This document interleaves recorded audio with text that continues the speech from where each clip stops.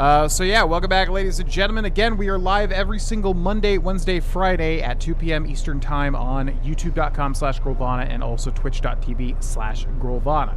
No more TikTok just because it's kind of a waste. It's like a waste of, I don't like vertical streams and all that crap. I just want to play the game. I don't want to, you know, try to maximize exposure and all that crap. It's TikTok is just, it feels different than YouTube and Twitch. YouTube and Twitch feels good to multi-stream. TikTok, what's up, Nomad HO2? So yeah, welcome back. Basically, let's do a big recap for anybody that hasn't been following along or is new, since this is stream number 10. And feel free to correct me with any lore that I may get wrong here or story that I may get wrong here, because some of it's still confusing to me for sure. Basically, we are the final Jedi, which is never the case. That's always BS, right? There's always other Jedi. But yeah, pretty much after the Mandalorian War, with Revan defeating the Mandalorians and then turning to the dark side, we are the last Jedi after a Jedi Civil War. We were being transported to Telos to go see Karth, who was a companion in KOTOR 1. And basically that got interrupted. I think the big evil scarred man boarded the ship, the Harbinger, tried to find us, but the astromech droid from the first game, T3, saved us. We went to the Paragus mining facility. We fought our way out of the Paragus mining facility. Then we went to Telos Station. We were under investigation. Then we went to Telos, the ground level, and we figured out we needed to find all the Jedi that were still in the galaxy. The Jedi that put us into exile, the Jedi Council. So basically, you can be good or evil in this game, and in this game, you can either hunt down the Jedi, which we have done already with Jedi Vrook, or you could be good and basically, like, you know, put them, unite them. So, yeah, we're doing a dark side playthrough because it's a lot more fun. Go figure. So anyways, we killed Vrook on Dantooine, which is where the Jedi Council was in the first game. And then we went to Onderon, but then we had to crash land on Onderon's moon, which was called Dixon. And yeah, we basically influenced Mandalore, which is the leader of the Mandalorians, in order to get him on our side. There he is right there, and I did not know he would be a companion, and he is a companion. So now we're basically on Onderon, and we'll take a look at our missions to see what exactly we're doing. Master of the Palace, Onderon. You made it to the merchant quarter of Isis. Getting to the royal palace and the Jedi Master you're looking for may be tricky, but Mandalore knows a doctor named Dagon Gent. That's a great name. I wish we named our character that. Who can help? His office is on the far side of the quarter. Lost Jedi, you fought Master Vrook and defeated him. And then we got this bonus fuel source mission, which Spirit Fant said was on some other planet. So I don't know when we'll get that, some random side quest. And we are traveling with Mandalore, who we're going to make a heavy gunner, and we're traveling with Vsauce, who we're going to make a force power using Sith. Yeah, and we're going to be evil, because it's fun. I was going to try to be a good, redeemed evil guy, but you know what? It's just fun to be evil. You know? It just really is. I'm going to click this. You must finish your business in Isis before returning to Dixon. That's what I figured. I just wanted to make sure. This is a full and blind playthrough, so please no spoilers. It's been a while since you've docked here, eh? I suppose the lockdown has hurt your profits as well. You are human, aren't you? Your face looks... Oh, never mind that. Oh, it must be hard to shuttle people when nobody's allowed to leave. The blockade has been bad for everyone. I look what? Excuse me? I look, huh?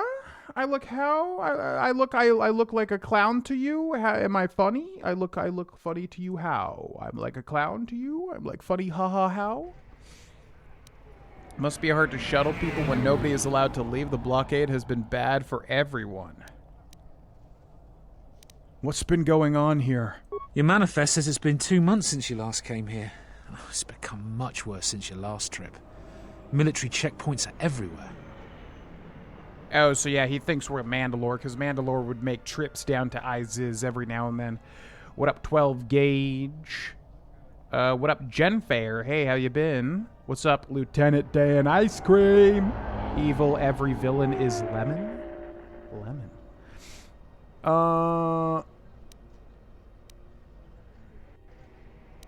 Military checkpoints.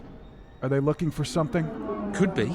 Our space forces have been in full readiness ever since the space battle in orbit. Tensions are running high. All Republic vessels must be searched, and the delays are turning pilots grey before their time. And ever since the Republic fired on our space forces, things have been even slower. Bad days. Bad days. And things are getting worse. I'd get out of the system quickly, if I were you, friend. Well, doesn't look like you have any trade goods, so the inspection's just a formality. Here's your Starport visa. Don't lose it. They're priceless right now. Starport visa, so we're basically just locked down here. How's the situation here in Onderon? There's strict food and water rationing, and General Vaclu's troops have been very thorough in finding Republic dissidents. Bombing's very common. Why are Starport visas priceless? If you want to leave the planet, you need a Starport visa. They're very hard to get. Many people want to get out of here before things get worse. Yo, what up, Carlos? Welcome into the stream. How's the situation here in Onderon? There's strict food and water rationing, and General Vaclu's troops have been very thorough in finding Republic. I'll be going now. Certainly. Mind what I said about the Starport visa. I know one captain already who can't get back into the Starport. Well, I feel like we're literally going to get our Starport visa stolen. Let me text back my stepdad real quick.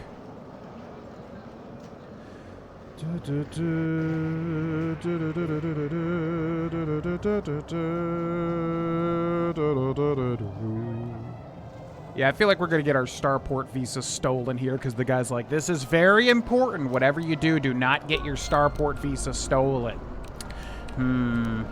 Also, we should talk to this guy. Somebody said this guy's got like a lot of important dialogue, which I do want to make sure we talk to everybody. It's just obviously like half the... I don't want half the stream to be literally dialogue, and that's always the challenge with these games, but yeah, we'll talk to Mandalore at least once. I have questions for you. Oh. Depends what the questions are. You fought with Revan and Malak during the Mandalorian Wars. Why? Nunya? That's why. They were the only Jedi who realized that the Republic would fall without the support of the Jedi? Which seems so silly. Yeah, I mean, I know Revan and Malak were evil, but, like, also, yeah, maybe step in, Jedi, and don't just, like, sit on the sidelines not doing anything. I wanted to test my training in a real fight. They provided... Yeah, probably that one.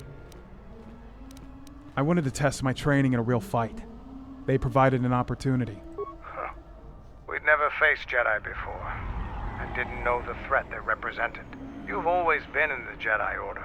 Things that are common knowledge to you are rumors and stories to the rest of the galaxy. We only knew what we had seen in holovids and from our experience with Exar Kun. And by that time, he was completely a Sith.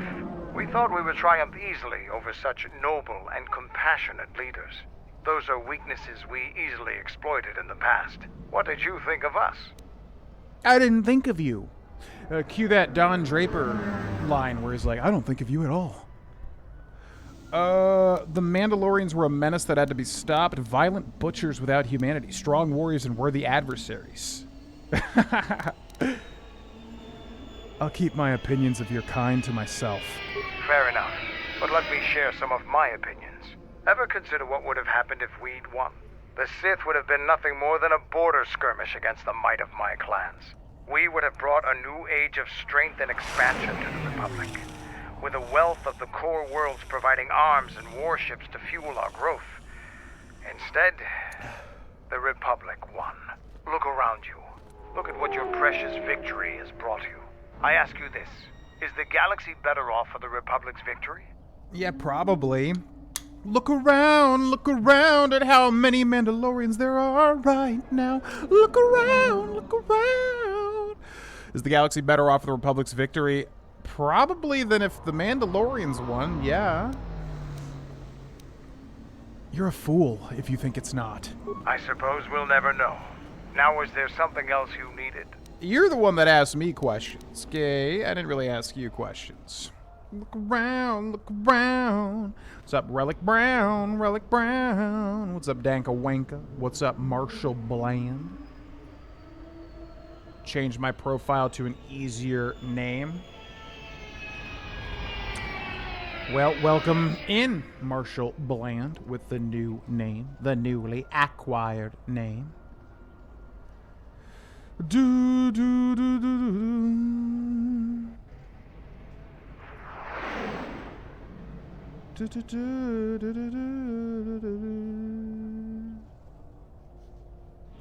Bow, bow, bow, bow, bow, bow. Look, we ought to be alive right now. Look around, look around. Doing well. Doing well. Just enjoying KOTOR. KOTOR 2. I was wondering if you could give me some stimulants. I thought that the Force would be enough of a weapon for a Jedi like yourself. Need a little something extra to work up your courage in a fight? I mean, if you want to provide some, use, sure. I don't need it, if you can do it. Can I have the stim or not? Here you go. But don't get too attached to them. I only have time to make so many. Now, is there something else you needed? Can you do anything to help out? I am Mandalore, leader of the Mandalorians. I will help you fight your battles and plan your strategy.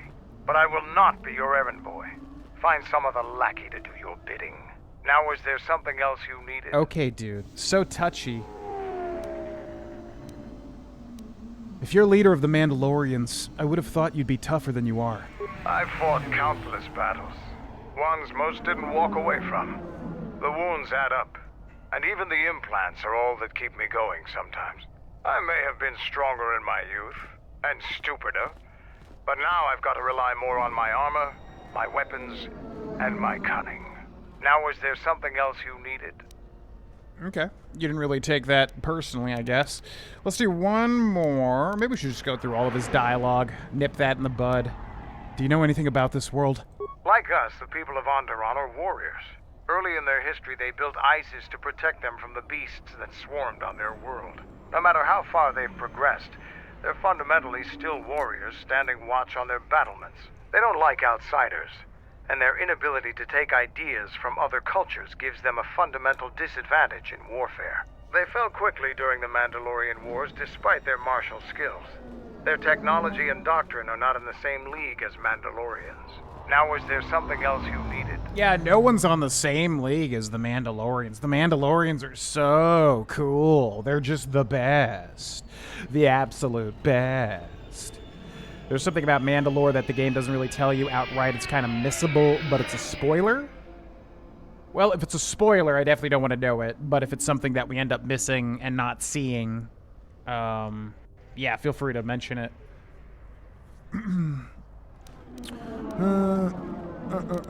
What's your take on the Republic?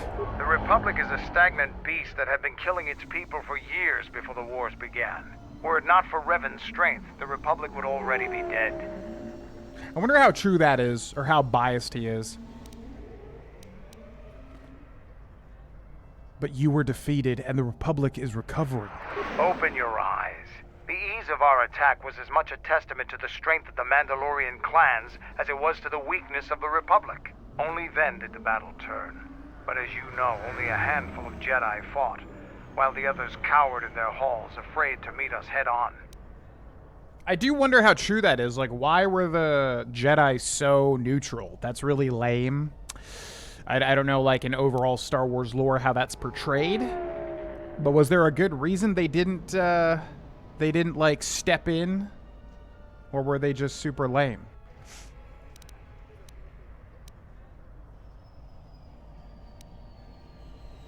Perhaps the Jedi thought the Mandalorians a threat not worthy of their attention. Then the Jedi were fools as well as cowards. I'm not accusing you of being a coward. You commanded the Republic fleet that destroyed ours. You were a worthy opponent. Now, is there something else you needed? Did he just drop some, like, spoilers there? We were in charge of the Republic fleet that killed Mandalore? Or, like, stopped them? I don't think that was said before. Tell me about the Mandalorians. The Republic thinks my people are dead, scattered. They are wrong. You should have destroyed us when you had the chance. As long as one Mandalorian lives, we will survive. Our honor, fortunes, and lives revolve around battle. From our earliest history, this has been our way, as it will be always. Oh, so cool. Yeah, but if you don't have any power or like a squad of people, what are you gonna do? What are you gonna do, Mandalore? You gonna... I'm pretty sure, like, over time, don't the Mandalorians just get destroyed? Like, by the time that the first original trilogy is made, how many Mandalorians are there? It's like Boba Fett or Jango. I always forget which one's which. But, like, that's all you really see, right? They're, like, done at that point, aren't they? So, no, he doesn't really recover. My life has revolved around the same things. Which is one of the reasons I travel with you. It pleases me that you recognize the truth. The Mandalorian clans will be united. Then we will take back our place in the galaxy. But we live in times of action, and I've said enough for now. We can speak of this again later.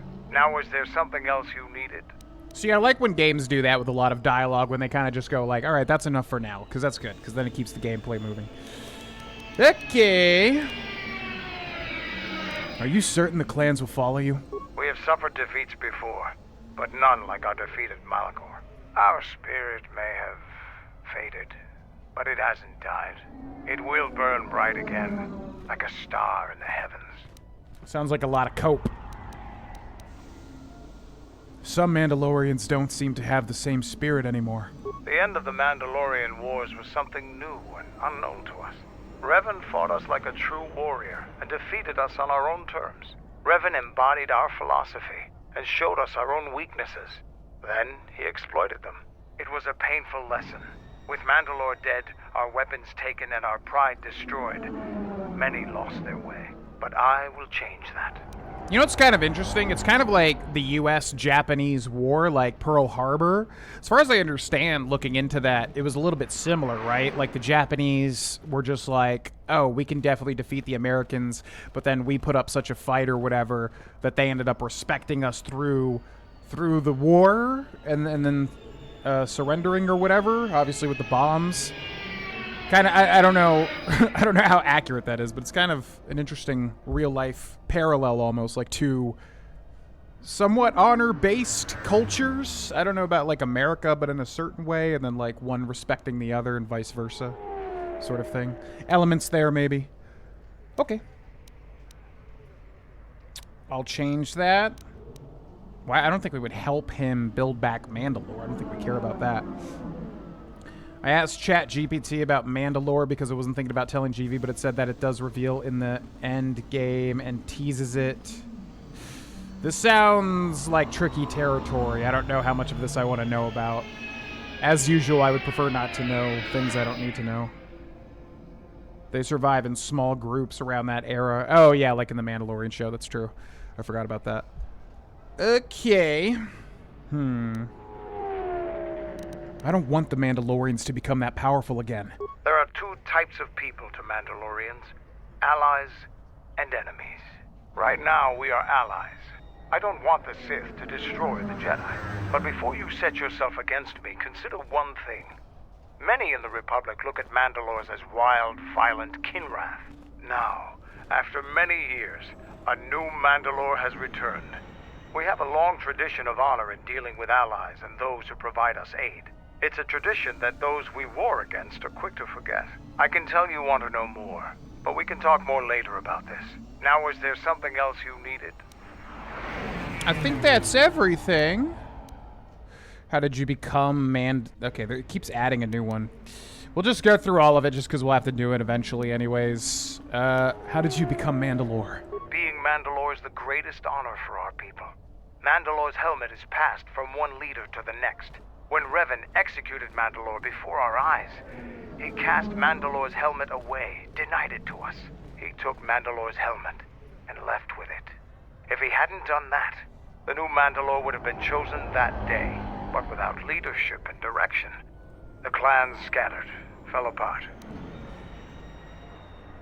So all of this is over a helmet. How did you find the helmet? Isn't there some other way to become Mandalore? Mandalorians have been around too long to be so dependent on such a tradition. While it wouldn't be unheard of for a new helmet to be created, it was determined to find the real thing. Claiming the helmet is a traditional way for the new Mandalore to be chosen. Even in defeat, we held on to our traditions. How did you find the helmet? During the Jedi Civil War, I met and traveled with Revan. I was there with him when he defeated Darth Malak, and traveled with him afterwards. Eventually, he told me where he had taken the helmet. He set me upon this path. We can talk about Revan and other things later if you like. You know enough for now. Now, was there something else you needed? You keep adding a new thing. I don't know, man. I mean, I'm good to leave when we can. Okay. Adrenal strength. We definitely need to talk to Visas, too, to get some influence there. Portmaster, we just talked to. ISIS citizen. News hologram. In the latest news today, the Onderan Space Force has confirmed that a Republic military craft initiated the space battle over our planet.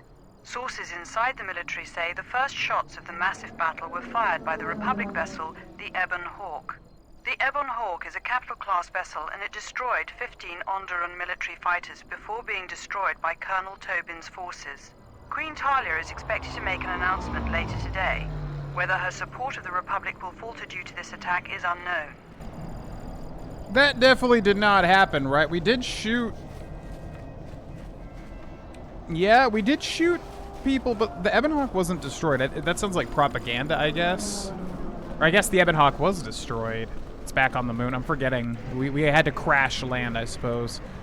But that sounds a bit Halt, like off-worlder. propaganda. You'll have to answer some questions before you go into the city. What is your business on ISIS? My business is my own. I don't think my business is of any concern of yours. Could we skip the formalities? My business is my own, literally. I'm here to buy some goods. I'm a trader. Jedi Master is rumored to be here. I don't think my business is any concern of yours. I don't think your business is any concern of mine. While you're at it, tell him to forget he ever saw us. Could be useful. Be careful. Affecting minds in such a way leaves traces and makes echoes in the Force. It may reveal our presence before we are ready. Not only is your business not my concern, I can't seem to remember why I'm holding you up. Yeah, that's like the second time they've mentioned this is bad to do, which is weird. It feels like the game is telling me not to use Force Persuade, but like, why did I get the feats for it then? I've answered all your questions to your satisfaction. Now let me pass. You have no need to ever question me again about anything. You let me go about my business and forget you ever saw me. This is weird. They're like, yeah, warning me not to do this too much. I've answered all your questions to your satisfaction. Now let me pass. You're free to go. Don't lose your starport visa, otherwise you won't be leaving for a long while. Yeah, I know. You guys have warned me enough about the starport visa. I'm aware. Don't worry. I've got my visas right here.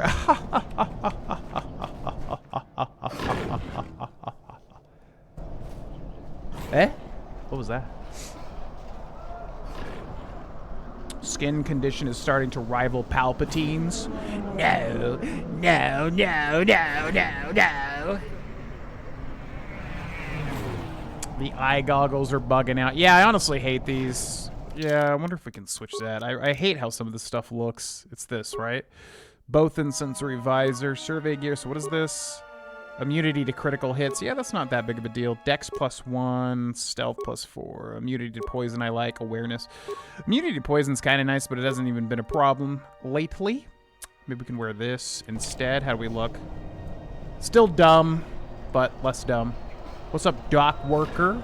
That space battle has caused hell with our schedules. Our quotas for shipments are going to be late I again. don't care. Tame Boma. Beast Rider. Fair winds to you, Offworlder. Is it too much to hope that you are a Telosian merchant? A what? Why do you ask? These beasts you see here are for delivery to Telos, but the Republic vessels that transport them have to wait for thorough and needlessly long searches. So the city is stacked with caged beasts waiting for their ships. We have stopped gathering beasts now, but they still fill the city. For Drexel and Ryder, the Ithorians brought wealth and prosperity. Our settlements prospered, but now... What? Stop gathering beasts now, but they still fill the city for Drexel and... I don't even know what this guy's talking about. Who are you? Your beasts seem restless. Your beasts seem restless. They have been kept in their cages for a long time. But yet at times, I feel as if something else is affecting them. Frightening them. Perhaps it is the city itself. ISIS has fallen upon dark times, and tensions run high in the streets. What did that say? Unk alert? I added the alerts for all those jewels. What did that even... Unk alert for 440 jewels. Thanks. I guess that makes me an unk, which I guess, yeah, if you're over, what, 28 at this point? It's unk status. Thanks for the jewels. As the city itself, ISIS has fallen upon dark times, the tensions run high in the streets. Why do you have so many beasts in cages? These beasts you see here are for delivery, but the Republic vessels that transport them have to... We have stopped gathering beasts now. Okay. Who are you? I am a beast rider. I have flown great distances gathering the animals you see here. We keep hoping that Ithorians or Telosians get through the Space Force's searches so that we can sell them.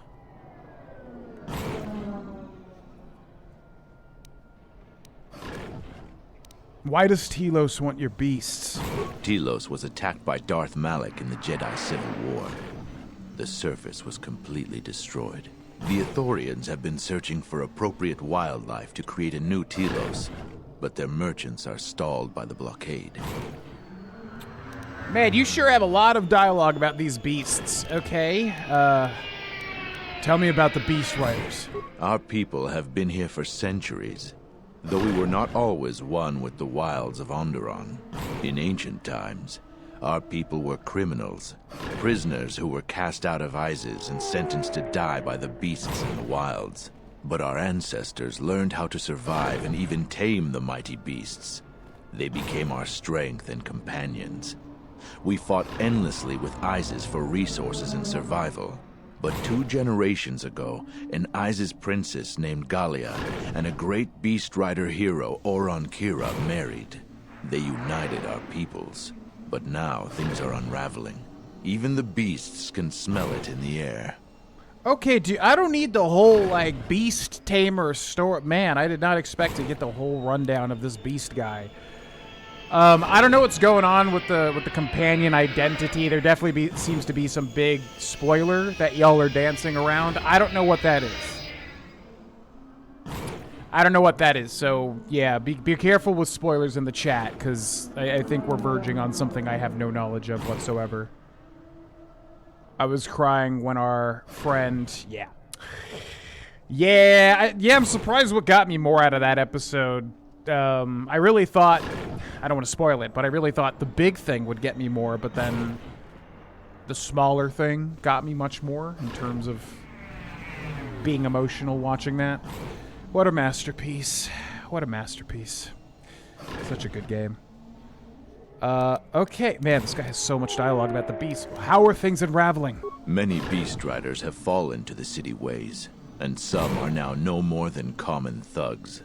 The beasts stir from the changes in the wind and cannot be calmed, and we beast riders find it harder to enter the city each day. Zartan 85. Thank you for the 60 months on Twitch. Well, look at that alert. Oh my God. It's like one of the first times I've ever seen that. Hope you've been well, Zartan85. I know we talked recently through the Patreon. Thanks so much for the subscription over on Twitch. For anybody that doesn't know, we are live streaming on youtube.com/Grohlvana and also twitch.tv/Grohlvana. Multi-streaming, so pick your stream. It's up to you, or both. Por qué no dos? Do whatever you want to do. Thanks so much for the subs, Zartan. And any Twitch subs that hear this, I still need to see if I can email y'all the exclusive Patreon YouTube channel as a little bonus. I don't know if Twitch still lets you do that, but if Twitch does let you do that, I'm going to do that. So just check your email. There may be an email if I can do it, or some other way to, like, basically contact all the Twitch subs. So keep an eye out. Okay, oh my God, I don't care. Why is it hard to enter the city? No one is to leave the city without the star. Yep. Okay. All right. Man, do I not want to know any more about you and your beasts. Holy crap. Calm. What? Run! The bomber is out of control! What an odd cutscene. It's all good, man. Don't you know I got beast trick? Look, he's fine. Oh my god, he's not fine. Everybody run, run! Okay, no big deal, no big deal. I deal a ton of damage, okay? It's all good. I don't know what to say. I had heard stories, but I assumed that they were fledgling riders, or simply tales that grow in the telling. Not since my first Drexel have I lost control of a beast. I apologize profusely. Here, I give you these credits for the danger I put you in. It's all good, man. I'd rather not even have the credits. Just don't talk to me anymore about your beasts. You're like the main character at this point. Why'd you get so much dialogue about beasts? Oh my god, look at all this shit now. Okay. You think a few credits are going to make this better? I am so sorry for insulting you with my offering. Here is more. Again, I apologize. It's good, man. Just go on your way. It's good luck with the beast situation. I thought you'd have 1, maybe 2 lines of dialogue. You had 15 lines of dialogue about the beasts. I'm good with it. Thanks for the money. The caged animal appears. Also, what a piece of shit, by the way, keeping these bomas in, like, literally a 1-to-1 cage, size-wise.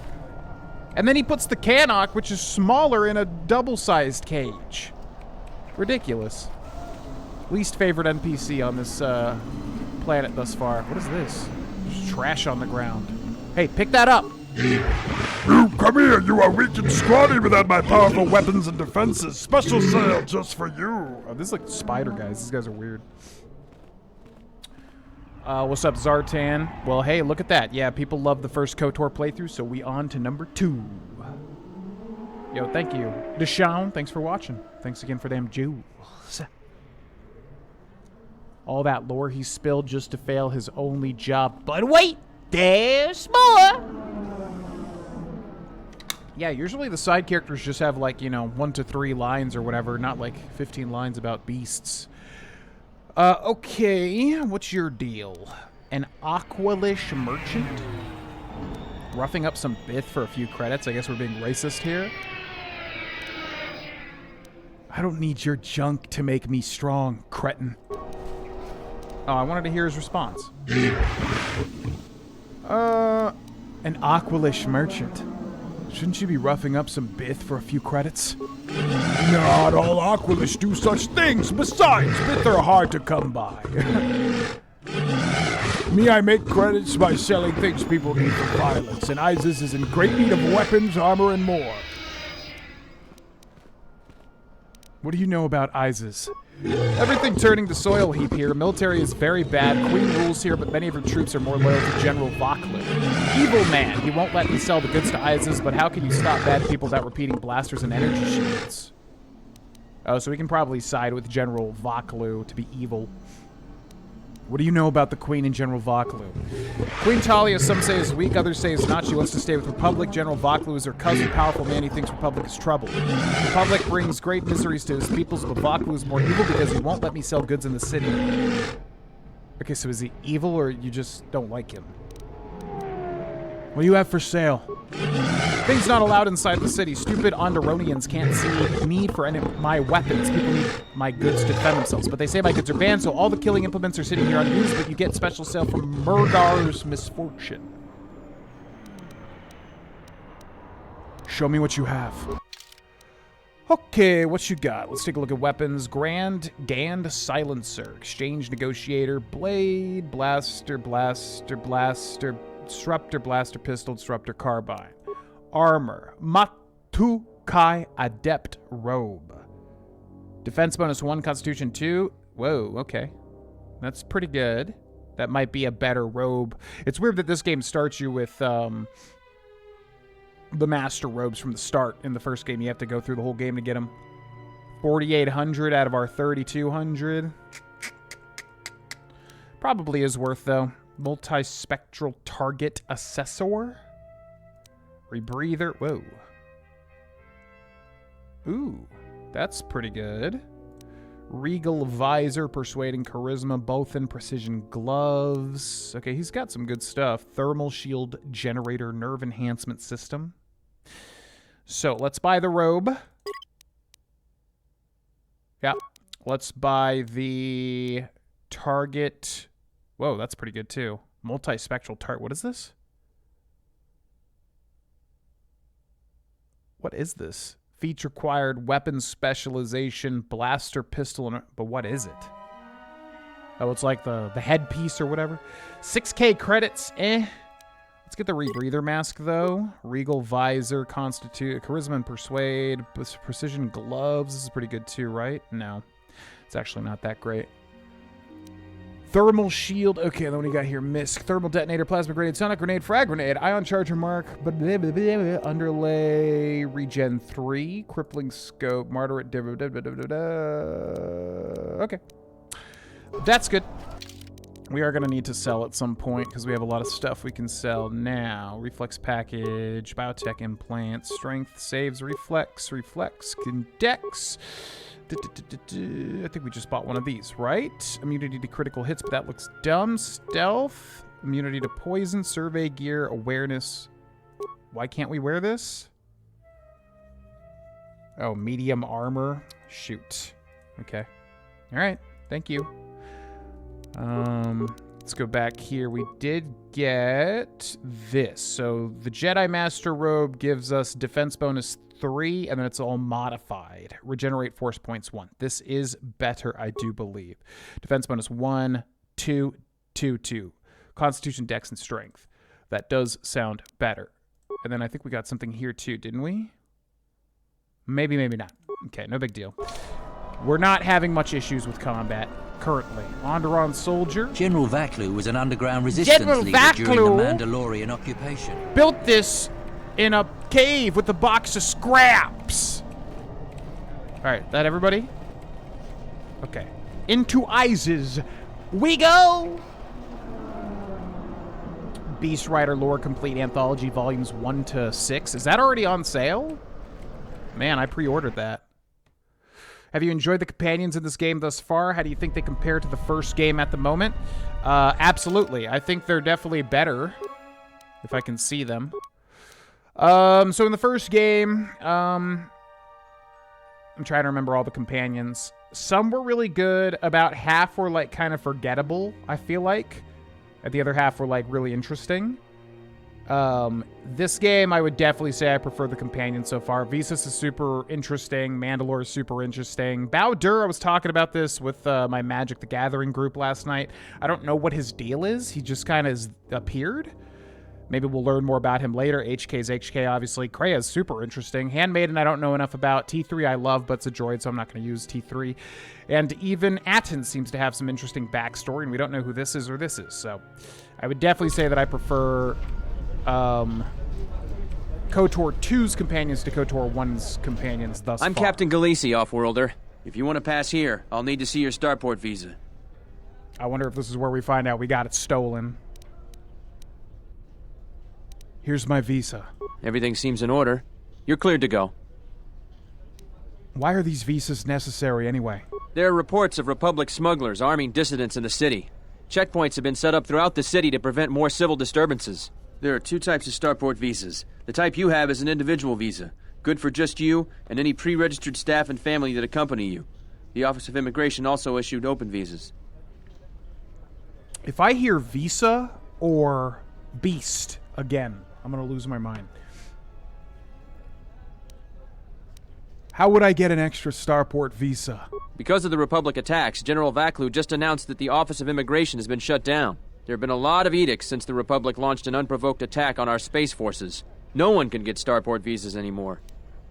And that was us, I guess. They thought we launched a Republic attack, even though we were just trying to basically get out of there. Can't you make an exception for one of these people? Listen, I wouldn't mind letting some of these unfortunates through, but regs are regs. Besides, Some of my troops would like nothing more than to get rid of me to earn favor with General Vaklu.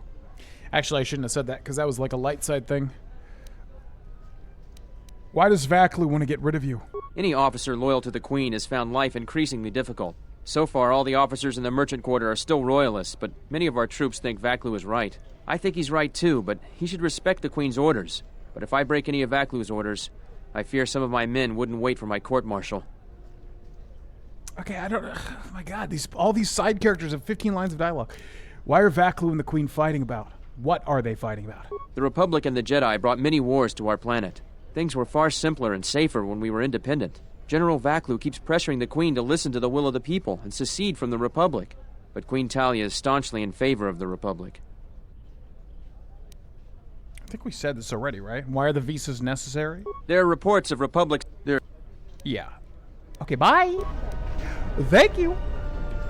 Yeah, I feel like you should, unify with the Republic, right? Like, why would you not want to unify? I feel like if you unify, you stand to gain a lot more than being independent in the galaxy. Maybe? Out of the galaxy is a huge place. Maybe not. I don't... Okay, anyways, what's this say?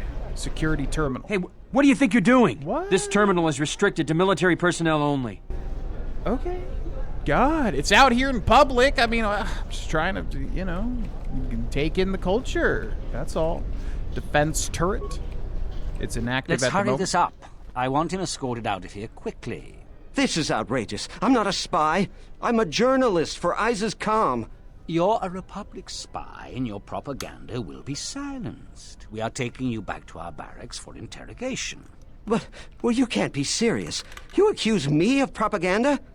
I have proof that Vaklu is withholding information on the so-called Republic. One more word of treason out of you. What are you looking at? This is none of your business. Please, sir, help me. Vaklu's troops won't listen. I'm just a journalist, not a spy. Okay, so what's funny is I got the feeling that Onderon would be, like, political, and I don't know why. I just had a feeling like this planet would be a political situation in terms of, you know, what's going on. So Vaklu is pro-Republic, but seems like an asshole.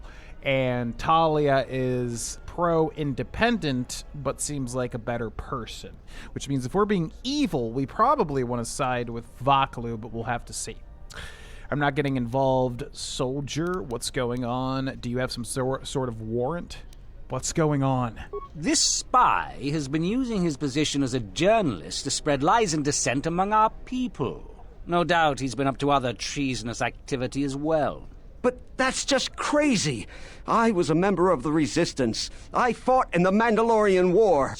Yes, and your disloyalty now deeply sickens me. It almost sounds like Vaklu was a Sith, because these guys just sound like straight-up fascists. He's... That's funny. Do you have some sort of warrant? Do you think questioning is necessary? He's obviously guilty. What do you mean? By the way, there's some thunder, folks. You can probably tell with the lighting in here. It's pretty overcast today, so I have lost power in this house a couple of times already living here. So just a heads up, if everything just goes dark, that's probably what happened. I have lost power, just as a heads up. Hopefully that doesn't happen, but yeah. Bashila, Jolie, HK, and Canderous carry in the first game. Yeah, Bashila was a great companion. Canderous I liked a lot. HK was good, but kind of funny, like comic relief almost. Jolie we didn't, I guess, do too much with. I forget what his deal was. And then Karth we didn't use as well. Yeah, I definitely am more interested in the companions in this game, without a doubt, thus far. But it's still relatively early, obviously. I'm sure this self-righteous mudlicker could meet with an accident. Oh my god. I'm sure the self-righteous mudlicker could meet with an accident along the way. I like the way you think. Men, let's take the back way to the barracks. Oh god! No, wait. You can't do this! That's probably the most evil thing we've done so far. That's actually really terrible. Bum, bum, bum, bum. God, we just straight up doomed that man. Sorry! All part of the role play. Okay, this is like my least favorite type of world in Star Wars. I always think of this as like a Tatooine world. I guess Tatooine is more not even this developed, but yeah, whatever you call it. I've seen a lot of Star Wars worlds that look like this. Least favorite type of city, personally. Tame both. Man, these things are everywhere. I almost wonder if we can like let all of them loose. Yeah, I need to be saving constantly too, just in case our power does go out. That would be smart. What's up, Turlin? Please, Captain, help me. My children and I are desperate to get off of Onderon. Do you have an open starport visa? Yeah, but it's mine. That's your problem, not mine. Get out of my way. Hayazo, bum bum. What's up? Mother, why can't we go home? Because I'm evil! I'm not supposed to talk to Off-World. Well, then stay on Isis. I was going to help you, but now you say that, so now I'm not going to help you. Never mind. What's up, Tolus? You have the look of someone used to adversity. A cut above the rabble around here. I have a business proposition for you. Everyone around here begs and pleads night and day for open starport visas. Very touching how well they act out their lies. Or truths. It doesn't matter, really. What does matter is credits. Hard currency. I offer you 2,000 credits if you find an open starport visa. You won't find a better deal. Yeah, that's not bad. That is helpful. If you buff it up to 3K, maybe. Sounds valuable. Certainly someone will pay more. What will you do with it? What can you tell me about the place? I'll be going now. Sounds valuable. Certainly someone will pay more. I only know of one person who might offer something comparable.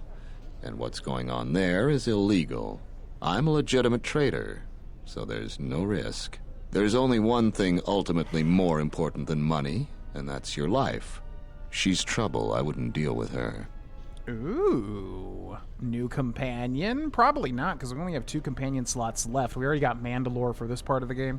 There has to be one for Nar Shaddaa, I would think, and there has to be one for Korriban? Maybe? Who is she? I want nothing to do with her. If you want to get involved with that sort of person, you'll have to figure it out on your own. Well, now you've just piqued my interest. I want to know who that is. Let's talk about something else. No, I don't think so. It's really very simple. We don't have anything more to talk about, unless you get an extra visa. Okay, well, at least that guy was straight and to the point. So, you... No. Did not mean to talk to you. Goodbye. Bum, bum, bum. We'll interact with everything just in case there's something we can do. The turret is inactive at the moment. The turret is inactive. This place looks exactly like... Wow, that's what I was thinking too. I was like, why does this place look so familiar? This is exactly like that one town in KOTOR 1. What's it called? Where you did all the swoop bike races. What was that one? It was like the exact same town. To the point where like I'm genuinely wondering if they just copied and pasted like the layout. Okay, defense turret. There's all these turrets and all these beasts everywhere.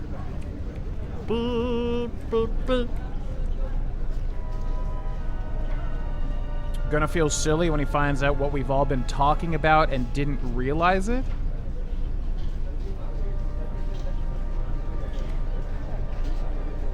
Well, can I fit... Okay, so this is tricky to talk about because I genuinely don't want to get spoiled if it's something that, like, is an interesting, oh my god moment.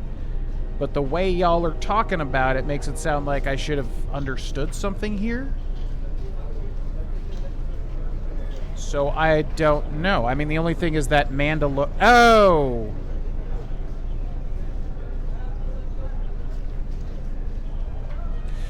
Yeah, there was a flash of this idea in my mind. So this is probably just Canderous, isn't it?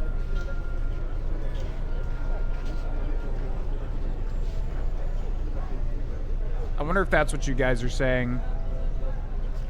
Because, yeah, I was wondering, you know, obviously he could have a hidden identity because he has the helmet and whatever, and his voice sounded familiar. I can't remember what Canderous sounded like in the first game.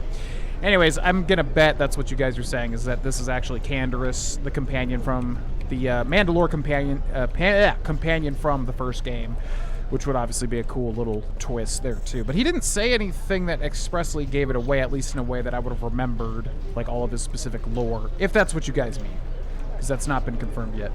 News hologram. In the Council of Lords today, Lord Dashiell recommended a special commendation for Colonel Tobin due to his brilliant command of our armada in the skies above Onderon. Without him, Lord Dashiell said, the Republic attack would surely have done more damage. Tobin is one of Iziz's greatest heroes and deserves recognition.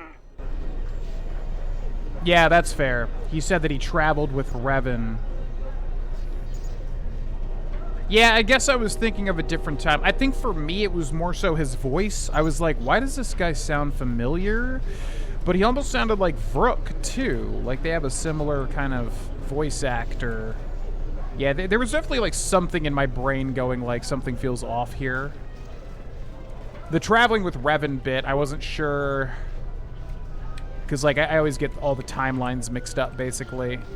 It's confusing for me, like, with all the things that happen in Star Wars. Okay, that's super interesting. I guess he'll reveal that later on. Yeah, you could probably tell if you play these games back to back. I definitely have forgotten a lot of the stuff. The soldier just glares at you. Who are you? It's Captain Creakin. Welcome to what must be the smelliest place in the universe, Offworlder. How can I assist you? The smelliest place in the universe? Wow. Why are there so many beast cages around? Ithorians have been buying them to help rebuild Telos. I don't know why, but ever since they started, the Beast Riders have been crawling out of the woodworks to sell them animals. But the Republic blockade has meant long delays, and because of that, beast cages are filling up the streets of Iziz. What's that tower? That's an air defense tower. The city's filled with them. Iziz is an ancient city, and for many generations, our main enemy was the Beast Riders that lived outside the city. Towers like these were built to protect us against Drexel and their Beast Riders. Enough with the Beast Riders. I understand. What's a Drexel? A Drexel is a flying beast. Huge creatures with teeth the size of your arms. Lethal, and skin like ferrosteel plates.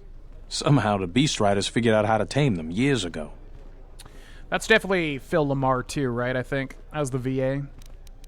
Tell me more about the Beast Riders. Oh boy, I can't wait. That's a long story. You sure you have the time? Most people don't care for an old soldier spinning a tale or two. Oh boy. Tell me. Someone else who likes history, huh? All right. Iziz was formed pretty much at the dawn of our civilization. It was born out of necessity. It protected us from the dangerous beasts that litter Onderon. This city is as old as our civilization. Most of our technology was invented to fortify these walls and protect us. For ages, our worst criminals were cast out of the city to an almost certain death. It wasn't completely certain, though. Some of the criminals figured out how to survive out there. They learned how to tame the native beasts. And it wasn't long before they turned their attention to Iziz. Okay, that's actually a pretty interesting idea. Yeah, it's almost like Australians, like they were all prisoners or whatever, and then they like learned to ride kangaroos and then rebelled against the British. Okay. But the Beast Riders aren't your enemies anymore. What happened? About 50 years ago, Princess Gallia married one of the great leaders of the Beast Riders, Orin Kira. That was right at the start of the Beast Wars. By the end of it, Gallia was crowned queen, and finally there was peace between our people. Yeah, pretty interesting lore, actually. Pretty interesting lore. He doesn't remove the armor. Okay. Yeah, I probably would have told... I'm surprised I don't remember Canderous' voice specifically, but I probably would have been able to tell, definitely, if I had heard it in his voice. Oh, when he defeated Malik. Oh, yeah, duh. I'm surprised I didn't put that together. Yeah, we have Onderon, Nar Shaddaa, and Korriban, which I'm excited to get to Nar Shaddaa. We'll probably do that next, because that's what people seem to be excited for, and I just wanted to save it. I didn't want to jump right into the juiciest one right from the beginning. After all that time you just made up? It's hard to put aside centuries of conflict. There's an uneasiness between our people. The Beast Riders are upset that General Vaklu has forbidden Drexel in Iziz. Citizens usually only see the fallen Beast Riders, who are no better than thugs. Imagine telling like a 90-year-old man that line he just said Beast Riders are upset with General Vaklu that they don't allow Drexel and Isis. I think Foda oughta replace Kill because it's a slow overtime attack. They should have 2 levels of Drain Life / Force, but the 3rd level should be 1 power. Wait, what? I think Fotor oughta replace Kill because it's a slow overtime attack that should have 2 levels of Drain Life Force, but the 3rd level should be 1 power? I'm confused. Is this like what ChatGPT is suggesting in terms of powers? So with everything that I choose, like for powers and character customization, all that sort of stuff, I'm not ever looking for like the most overpowered, efficient thing. I don't like playing video games like that just because, you know, I don't want to like go online and study charts as to like percentages of all. Like, who cares? At the end of the day, unless we're having such horrible trouble, it's not gonna matter that much.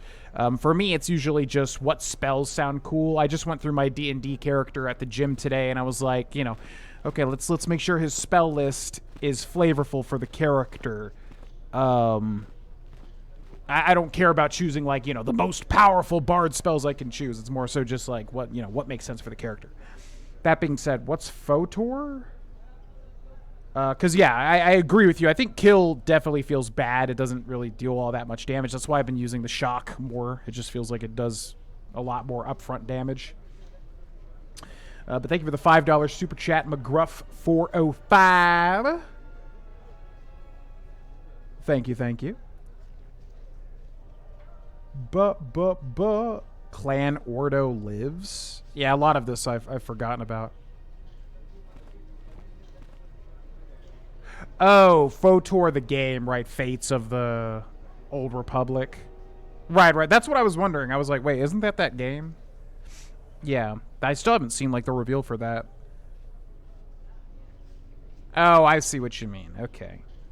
Putting Drain Life and Force into 1 power so you don't have to switch back and forth. Yeah, I still need to watch that. If you guys remind me, I'll pull it up on the stream, either during a break or at the end of the stream. Thank you again, McGruff. Yeah, that sounds good to me, although I'm still relatively new to using the Force powers. Okay. What's a Drexel? Tell me about the Beast Riders. Let me ask you something else. Certainly. Things are quiet right now. I have some time. What do you want to talk about? This dude's face is, like, so highly... Like, the texture is so much better than everyone else's face. It's so weird. They gave this guy, like, the most modern-looking face. Why are there so many beast cages around? Ithorians have been buying them to help rebuild Telos. I don't know why.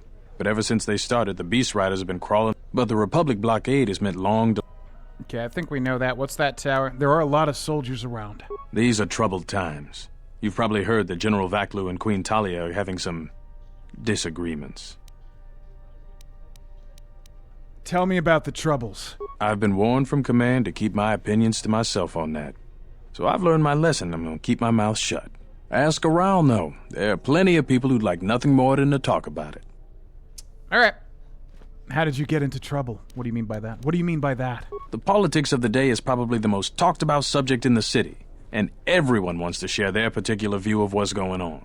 Opinions are like Gisco around here. They breed like mad. What's going on? How did you get in trouble? Times are too complex for a simple... If you say anything bad about a... Okay, bye. Stay out of trouble. You were very nice, Captain Rican. Not good for this type of playthrough, to be honest with you. It will go underappreciated, but I do appreciate it. Can we go in here? Cannot go into the tower. I feel like something big's about to happen in the town square, whatever, up here. A nothing teaser. Absolutely nothing happens. Looks like that might be Sateli Shan, though. I've seen 2 times someone has mentioned Sateli Shan. What is Sateli Shan? Very slow drip tease. Well, I'll check it out. I mean, even if I just go watch it during a bathroom break or something. So there's that, and then there's also the remake still happening, right? So KOTOR 1 official remake, and then also now this Fates, which will just be a sequel. So that is interesting. Gagoron? Is that this guy's name, or is that this guy's race? Please tell me you're an off-worlder. You came from the spaceport, right? No, I live in Isis. Why did you think I was an off-worlder? You are? Wait, this is not so. You think to make a joke on Gagarin? But this is good news. You have a starport visa, right? I can only sell my best weapons if you have that. These soldiers ensure that I don't forget these formalities. Watch it, Keg. The captain already has enough complaints about you. No need to be alarmed, my foreign friend. Pay the soldier no heed. Pretend he isn't here. Okay, you have a very nervous, anxious energy. Why can you only sell to people with starport visas? What can you tell me about Isis? Let me see your stock. Alright, what you got? Longsword, Aerotech Droid, Oxidizer, Disruptor Pistol, Field Survival Pistol, Jalshay Neophyte Armor. So one of these is probably going to be an upgrade for, well, I guess not, because you can't even switch out the Mandalorian armor. But for Vsauce, I suppose. But we need another robe for her. Baron Doe Novice Robe. Defense bonus 1. Damage immunity 10% versus dark and light side. Wisdom +1. That's interesting. Padawan Robe. Defense bonus +1. Masabi Ceremonial Armor. Zabrak. I mean, we can't even wear most of the stuff. Don't care. Life support packs are good, though. They've got 2 in stock. 150. That's a deal. Advanced med pack. They've got 4. That's a deal. Antidote kit, med pack parts, and crystal fond.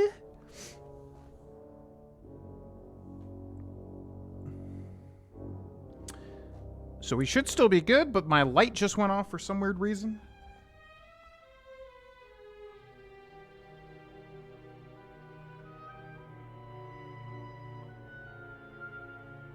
Why would that just shut off? So weird. This thing has been super weird. It's like a ring light, basically, and it just has been always messing things up over here. Okay, Crystal Fond. Damage physical 1 to 6. Blah, blah, blah, blah, blah. Sure. We'll just buy it because it's unique. Yeah. Okay, bye. We'll talk to this guy, too. The soldier just glares at you. Okay. I've got to go to the bathroom, so let's take a quick bathroom break here, ladies and gentlemen. Let's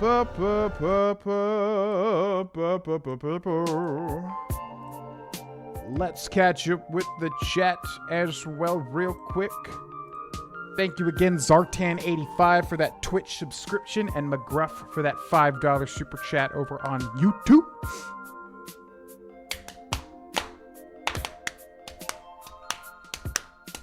I'm gonna start Dark Souls 3 and attempt a Jedi-themed playthrough as Sateli Shan. What is Sateli Shan? This is like the Beast things all over again. If I hear Sateli Shan one more time. Sateli Shan. What is that? Who is that? Sateli Shan is a legendary Jedi Grandmaster, a key leader. Okay, it's thundering now. Oh, from the Old Republic. Yeah, I've definitely heard of this person. I don't know, like, if they have a bigger presence in other things. Maybe I shouldn't look too much into that. Yo, what's up, Kodami? Welcome in. All right, ladies and gentlemen, we're going to take a quick bathroom break. I shall be back. Thanks for watching.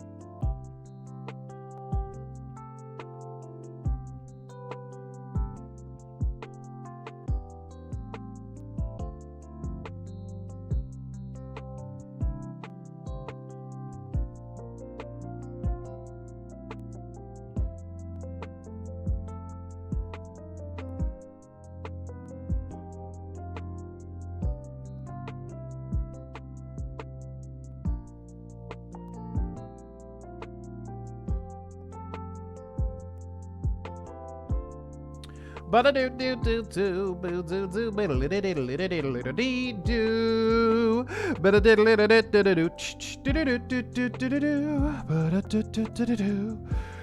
right, let's do some announcements.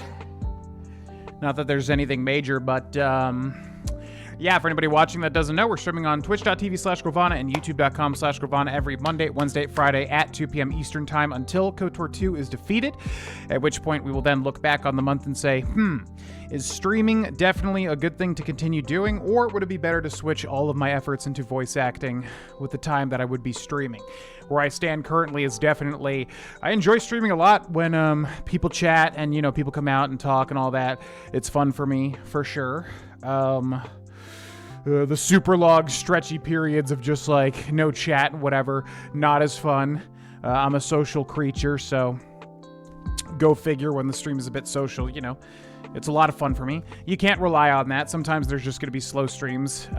Even when we were averaging 100 to 200 people a stream back in the day on Twitch, there were still streams where, you know, the chat was just slow as hell. So it's like you can't really depend on that. You know, it's just the way of streaming. So currently, yeah, I enjoy KOTOR 2. I think my energy has been really good too, just because I have more energy these days just from staying in better shape and things like that.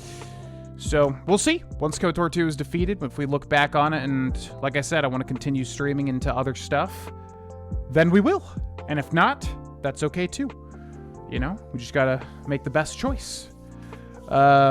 Outside of that, yeah, on the Patreon channel, Claire Obscure Expedition 33 is kind of in the main spotlight.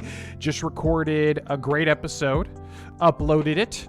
We also recently passed a subscriber milestone, so again, if anybody's a patron over on the Patreon channel, thanks so much. Plaza, continue streaming. We love being here to support you. Also would love to see you continue BioWare and do Jade Empire, then Fable and Mass Effect. Thank you very much, McGruff. That sounded so bizarre, and I immediately knew what it was. It was the 7.1 surround sound thing. I was like, what the heck? It sounded like super crispy. Yeah, I immediately was like, what the hell is happening there? Yo, thank you for the $5 super chat, McGruff. Yeah, I mean, it's the thing where, like, I don't know. We had such a down period of streaming for so long that I was just like, is there really any universe where we can stream and it's consistent and people are having a good time and it's a positive thing for people? Or am I delusional? You know, and you gotta, as an adult, you gotta ask yourself that question and choose the correct choice. So, yeah, I wanted to do this game because I know a lot of people were looking forward to it and I wanted to see how it went, but I also didn't want to just, you know, delude myself and think like, you know, hey, is streaming a possibility where it's a positive thing for everybody involved, or are those days over? So currently, yeah, it feels pretty good. But I also don't want to shoot myself in the foot. You know, I don't want to take the easy route by streaming if I really am meant to be putting more time into voice acting. So like I said, we'll just see. You know, and I think we'll do like a stream where we talk about it and all that stuff at the end of KOTOR 2 as well. So yeah, we'll just see. I'm not gonna like skew myself one way or the other. You know, if we finish KOTOR 2 and it really does look like it was a positive, good thing for everybody, then hey, maybe we move that momentum into the next game. And I really do want to do Subnautica 2 as well. I was thinking to do that this Friday for Fiesta Fridays, at least to try it on Friday, since it is in early access. There's a bunch of stuff that I do want to do, including Fable and Mass Effect. Yeah, Jade Empire is kind of in the middle somewhere. Fable and Mass Effect, my gut is wanting more at the moment. So we'll see. But thank you for the $5 super chat and the kind words. Yeah, so if you haven't checked out the Patreon, patreon.com/Grohlvana, it is a $1-rino, and there's a ton of bonus series and content on there. Every time I pimp out the Patreon, I promise you it's more so a thing of like, if you like to see me play other stuff, not just RPGs. A lot of great stuff over there, and Claire Obscure Expedition 33 is going to be one of my favorite games of all time. Guaranteed. It's such an easy series to record just because it's so much fun. So definitely check it out if you got $1. And if you don't got $1, I understand. I'm not trying to push it. I'm just saying, for the one person listening that goes, what? You're doing Claire Obscure Expedition 3? And I have $1? Hell yes. Patreon.com/Grohlvana is where you can check that out. What else? Anything? I don't think so.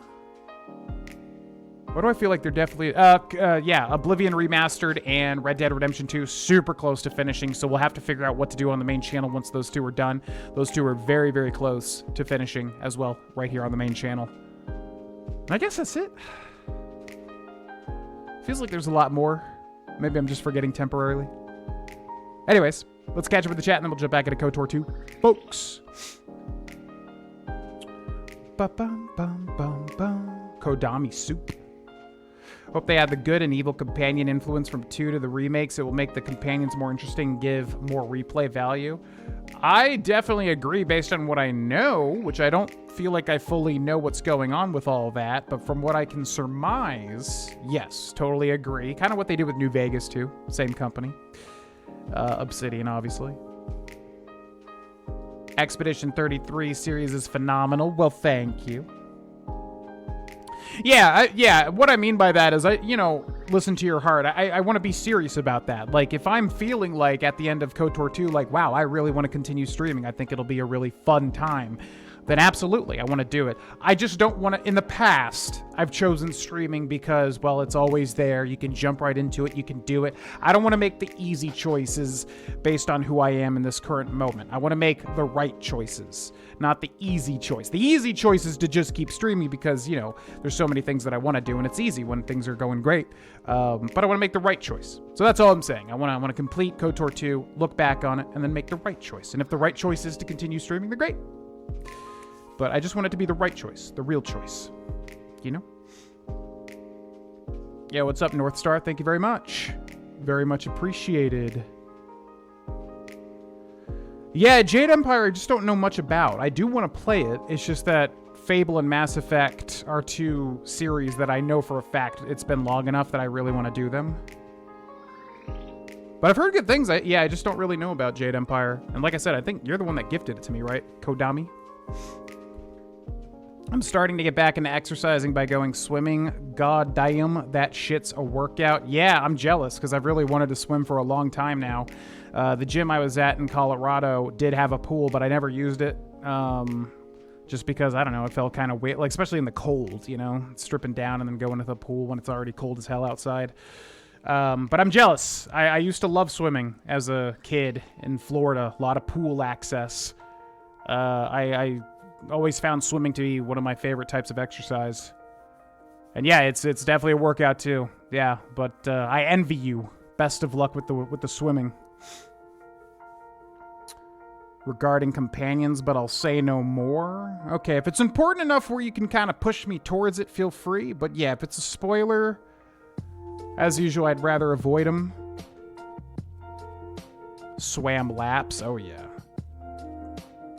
Yeah, swimming's great. I genuinely love swimming. It's been a while, though. It's been a long time since I've ever entered a pool at this point. Okay. So I think that's everything. Yeah, Claire Obscure Expedition 33. If you're looking for a good playthrough from me, check out the Patreon. Again, I'm not trying to pimp it for the money, trust me, because it's just $1 but some good stuff. And like I said, Claire Obscure is definitely going to be one of my favorite games. I can already tell. It's so much fun. Alrighty. Moving right We're gonna along. have to find another source of cheap fuel now that Paragus is gone. It's so perfect for me, too, because it's got like a Final Fantasy turn-based system. But General Vakla would cut himself off from the many planets of the Republic. This is foolish. In solitude, no civilization prospers. You don't understand the people of Onderon. They are proud and have fought many adversities to get to where they are, mostly by themselves, too. They have given much to the Republic and see little in return. General Vakla believes independence would be in ISIS's best interest. But Republic fight battles to free Onderon from Mandalorian warriors. Should be thankful Queen Talia is young and looks after her people. She should be honored. The Mandalorians would never have been on that moon if it weren't for Exar Kun, and he was a fallen Jedi. I think General Vaklu is right. It almost seems like we can make a choice. Yeah, I always knew I would love it. I just from what I could tell and what I saw, which is very little. But But I just knew. You have a feeling with certain games, and Clair Obscur, I was like, there's no question in my mind. And then the combat was so cool on top of what I thought it would be. I was like, holy shit. Like, it's so intricate, and usually turn-based strategies, especially like JRPGs, they're not that intricate, depending on the game. But, yeah, it's been a blast. There won't be a deep consequences if Onderon secedes from the Republic. I don't want to get involved. I don't think they're asking me. I'm basically just shoving myself into this conversation. So we're going to probably be on the side of Vaklu. So we'll say there would be deep consequences if Onderon secedes from the Republic. The Republic is ailing. Independence may serve many planets better. In time of need, we should lend aid. Wars hurt Republic, but Republic protected us all. For future conflict, government will protect again.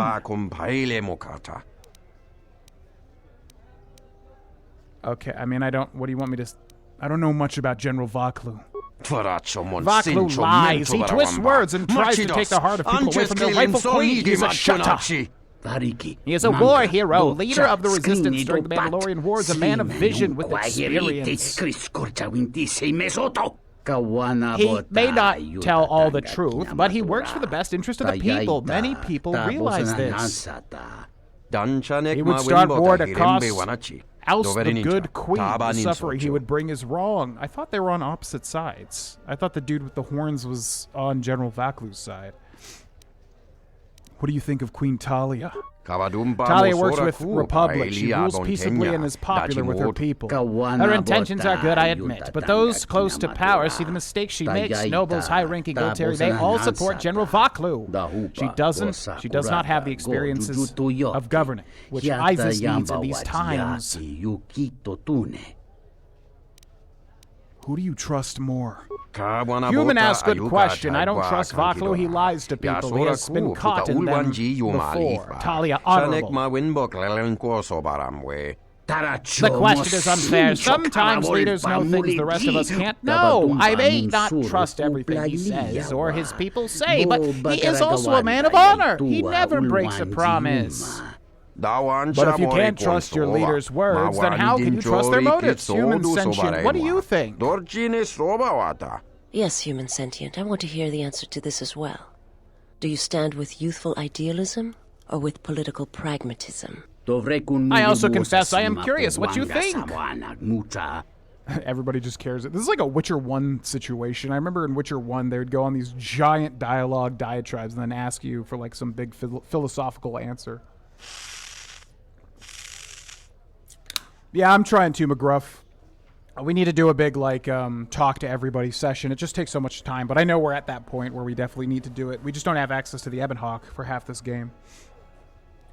Fable? Wow, Fable? Really? I feel like we've talked about that before, but that's weird to me that that's your favorite. Expedition 33, Elden Ring, Oblivion, New Vegas. That's a surprising...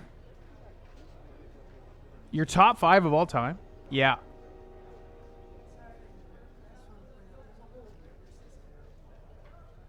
Yeah, I know. In no particular order? Okay, I'm just surprised they're all, like, RPGs. Huh. New Vegas, KOTOR 2, Bloodborne. I'd have to think about it. It always shifts for me. I do have a classic list, though. I was going to say something. I don't know. Anyways, okay. So, I'm going to answer this question as GV, but also as Kester here. Trusting your leaders is crucial. I'd rather support Queen Talia. Vaklu sounds capable and has ambition. Drive and experience is a powerful combination. The Queen is Onderon's rightful ruler. Deposing her would be treason. The Republic has taken advantage of Onderon. A little revolution now again could be a good thing. I'll lend support to whoever serves my interests better. Yeah. In real life, I consider myself apolitical. I don't think any political candidate has ever just been like, wow, that's everything I want in a candidate. And even if they are, it's like you don't even know their actual intentions, and they would never make them completely transparent. So I'm very apolitical just because I feel like you know, whenever people get power, it kind of changes you in some way, even if you have noble intentions. In the terms of this, I just think, like, if you're in a galaxy, you probably want to have some sort of coalition just because you can just get destroyed. I mean, how many planets have just been picked off by certain people and groups in Star Wars, right? So I feel like you probably should be a part of the Republic, even though, you know, big government bad or whatever, but still, it's like, at least you'll have some sort of protection, I think, when there's literally a massive galaxy of, like, people that can just mess you up. So, I don't know. Anyways, I'll lend support to whomever serves my interests better. Practical and efficient. An attitude that can take you far in life. I was hoping you would help clarify the discussion. Your answer does little to address the political situation. Let us discuss this further at the cantina. Thank you for the conversation, human. Influence gained, Vsauce. Okay, I'll take that. Yeah, that was interesting. Political, man. Obsidian just loves having, like, factions and politics in their stuff. Where does this go? Where does this go? Western Square? So we must be on the Eastern Square. What do you think my favorite games would be? I don't know. Just like other stuff. Because, like, you like a lot of variety, like Balatro, and I feel like we've talked about a lot of other types of games, but your top 5 list is like a lot of stuff I've done, you know, on the channel, which is very RPG-centric. I guess I just didn't think you were that focused on RPGs. It makes sense, though. We probably just haven't discussed it because, you know, it's a lot of what I've done, so I've experienced a lot of it. Onderon Soul. What's up, guys? What do you do? Who are you? Who are you? Captain Bostuco! The sky ramp is restricted to military personnel only. Stay clear of here, Offworlder. What's the sky ramp? The sky ramp leads to the battlements, and this particular ramp leads straight to the palace itself. No civilians are allowed past this point. Oh, I'm so cool. I'm a military guy. I'm so cool. Let me pass. I need to reach the palace. I will let you... No. No, you're not permitted past this point. His loyalty runs deep, but perhaps there is another route to the control you seek. I suggest you move along, Offworlder, before you test my patience any further.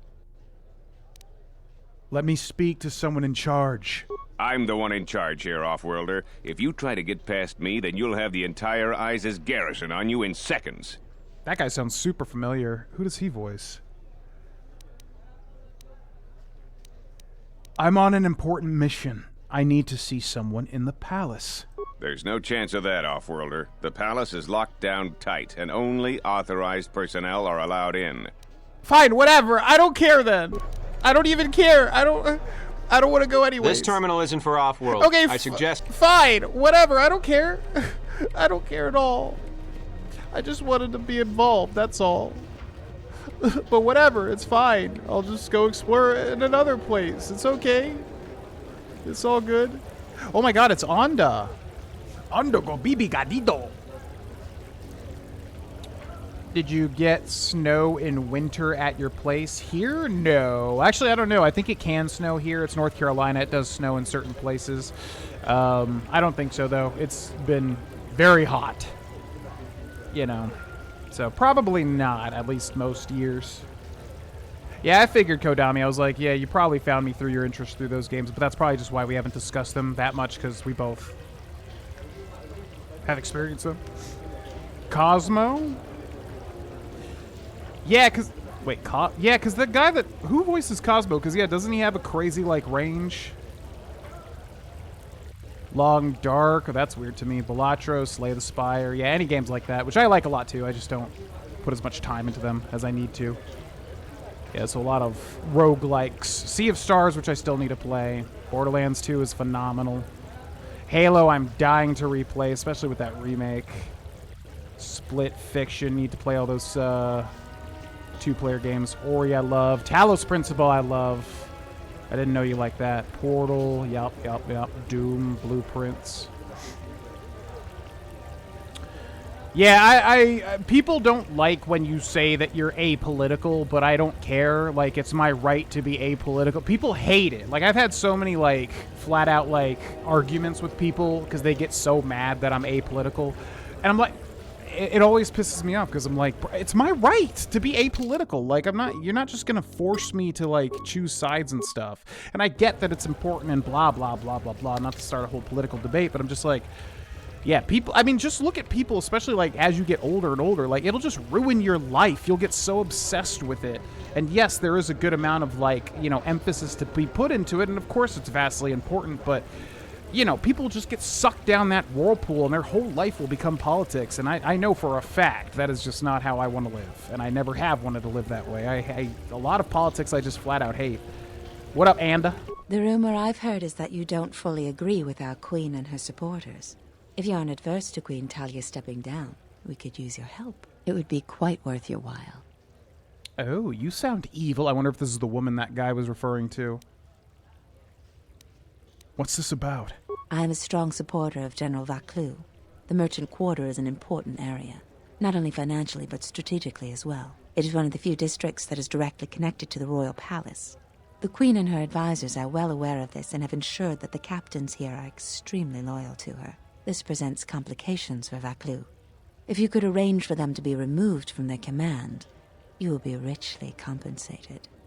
Sounds good to me. How much does this pay? For each task you complete, I am prepared to pay you 2,500 credits.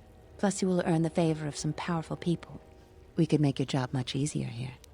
Yeah, that sounds pretty good. That's a good price point. Tell me about these captains. There's Galisi at the starport. Riken commands from the turret tower. Oh, no. And Bastuco guards the entrance to the sky ramp. All loyal, and all need to be reassigned. Oh, not Riken. Riken was really cool. Oh. Tell me about Khaleesi. He's the most junior of the captains. His superior, Captain Sulio, met with an accident. I believe you're familiar with that. Besides his strong loyalty to the Queen, I know next to nothing about him. He sometimes frequents the local cantina when he isn't at his post. Why do we know about the star... What? His superior? I don't remember doing anything with that guy. What? What about Riken? He's been responsible for the merchant quarter for years. He's been chastised repetitively for his criticism of General Vaclu. His years of service won't protect him if he continues to subvert the chain of command. He has received several warnings. With a nudge, he just may get a dishonorable discharge. Oh, I don't want to ruin this guy's life. He was a cool guy. Yeah, I've been really... I grew up on Halo. I was a massive Halo fan. And then, you know, by the time Halo 4 came out, it was definitely downhill at that point. Just didn't feel the same. So I've been dying to play Halo. There is a full Halo playthrough that I've done on a separate channel. I'm probably going to take it, download it, put it into one video, and then re-upload it either on the Patreon channel or on the main channel. But yeah, I really want to play more. I want to play Halo 2 and all the stuff. Some classic games, man. Halo 1, 2, 3, even ODST and Reach. Oh, good shit. Good shit. Tell me about... We already asked about Khaleesi. Tell me about Bastuco. A true veteran, years of honorable service, completely dedicated to the Queen. Sadly, I think he's more on our side than the Queen's. But he's an old soldier that can't adapt to today's complex situation. Regardless of what the best interests of Onderon are, he won't swerve from executing the Queen's misguided decrees. Persuasion may be ineffective. Take this military security card. It can be used to slice into security terminals. Perhaps you will find solutions there. Ooh, interesting. Yeah, I mean, I get why people are really into politics. Yes, it's very important. Obviously, it decides a whole lot of stuff. I get that. I understand it. And that's why I get into arguments with people that are super political. I don't like how it takes over people's entire personalities. They're like little worms that enter your brain and you just... You know, not all the time. If you're a rational human being, of course, you can, like, look at things rationally and objectively. But a lot of people, they either get sucked down, you know, one path or the other, and it just, like, changes everything about them. And it's just like, ugh, I hate that. It's like that loss of identity or, like, rational thought. I hate it. It's so against, like, my thought processes, you know? It's probably why I've hated it ever since I was a kid. Okay, cool. I have some other questions. About what? Well, how do I remove them from their posts? You can't attack them directly. The entire city would be after you if you assaulted their checkpoints. You may have to be subtle and patient. They don't have to be killed, just removed from command. Okay, we'll figure it out. Bye. This woman works for Vaklu. The Queen is riddled with shortcomings and other faults. We should assist Vaklu instead. Well, guess what? That's exactly what we're doing, Vsauce. Although I guess he's been trying to kill me. I don't care. It sows chaos. I agree with you. I have no interest in helping their queen. By helping Onda, we may convince Vaklu we need not be enemies. Well, I don't care about Vaklu. I mean, if he opposes me, he shall be dealt with as well. However, right now, he seems to be the choice. Okay, cool. Better than looking combat evolved with a few bonus missions that were mid. Oh, so it adds content? Yeah, because that came out of the shadows for me. I was completely out of the loop on combat, whatever they called the new one. Because I thought it was, they're just making another HD remaster or something. I didn't realize it was like a whole remake. I actually really want to play it. I had heard kind of differing opinions on the quality of it, though. I didn't realize they added new content. That's interesting. Security terminal. Patrols to checkpoint system loading. Enter command. Use IS's military security card. Yeah, let's do that. Access granted. Access security cameras. Camera Market Square. Okay, that's where we are now. Switch to camera. Return to camera. Route to Sky Ramp checkpoint. That's where that one dude is that we talked to. Oh. Overload power conduit in Sky Ramp. Does this just kill him? Oh, it definitely does. Kills him. We don't have anybody here that has higher computer, or do we? What is Mandalore's computer?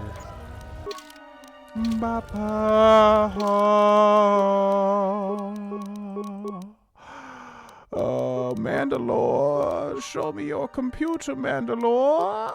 Skills, computer use is what? 0? Oof. Whoa, she's got what?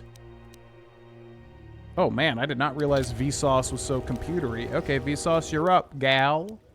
Access security cameras, sky ramp. 1 spike. Hell yes, that's why it's important to switch. Okay, time to die. Switching to camera. No! Imagine serving your whole life, doing really well as a military guy, and then that just happens, and it's completely out of your control. You just literally explode in electricity. Man, that would suck, wouldn't it? Okay, cool. Camera root menu, return to root menu, access system commands, upload area schematics. Like upload to us? Upload to what? Uploaded? Shouldn't it be download?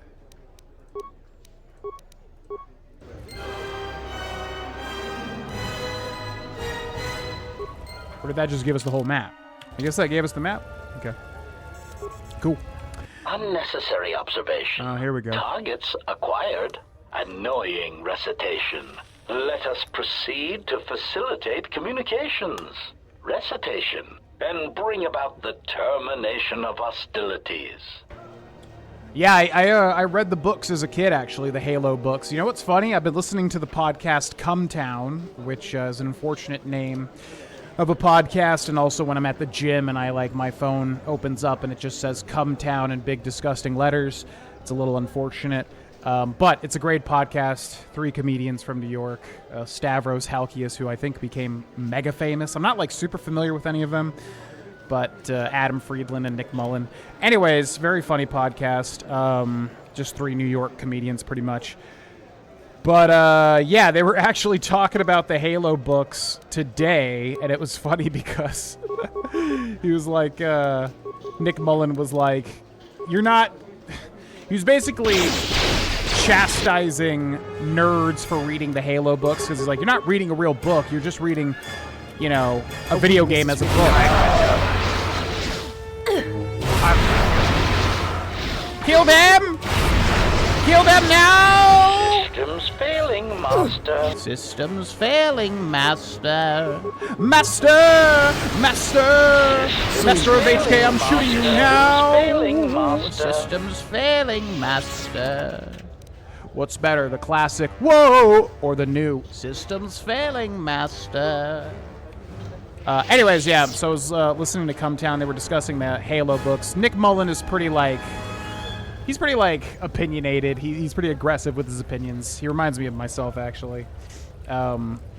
But he could be a little vitriolic sometimes with his opinions, because he was just like, you're not reading a book when you're reading Halo. You're just reading a video game. And I was like, no, no, no. In my head, I was like, no, no, no, no, no. You don't understand. The Halo books were genuinely really good. Like, I read at least 1 to 3 of them as a kid, and I remember loving them. I don't know how they would stand up now, being an adult reading them, but I love those Halo books, man. I think I read The Fall of Reach. That was one of them. There was like a Captain Keyes one where it was like from Captain Keyes' perspective. That might have been I don't remember which one was which, but I just remember... Oh, Contact Harvest. Wow, how can I remember that? Holy shit. I actually can't believe I can remember that. Anyways, point is, I love those Halo books. That was some good shit. I remember being really, really, really into them.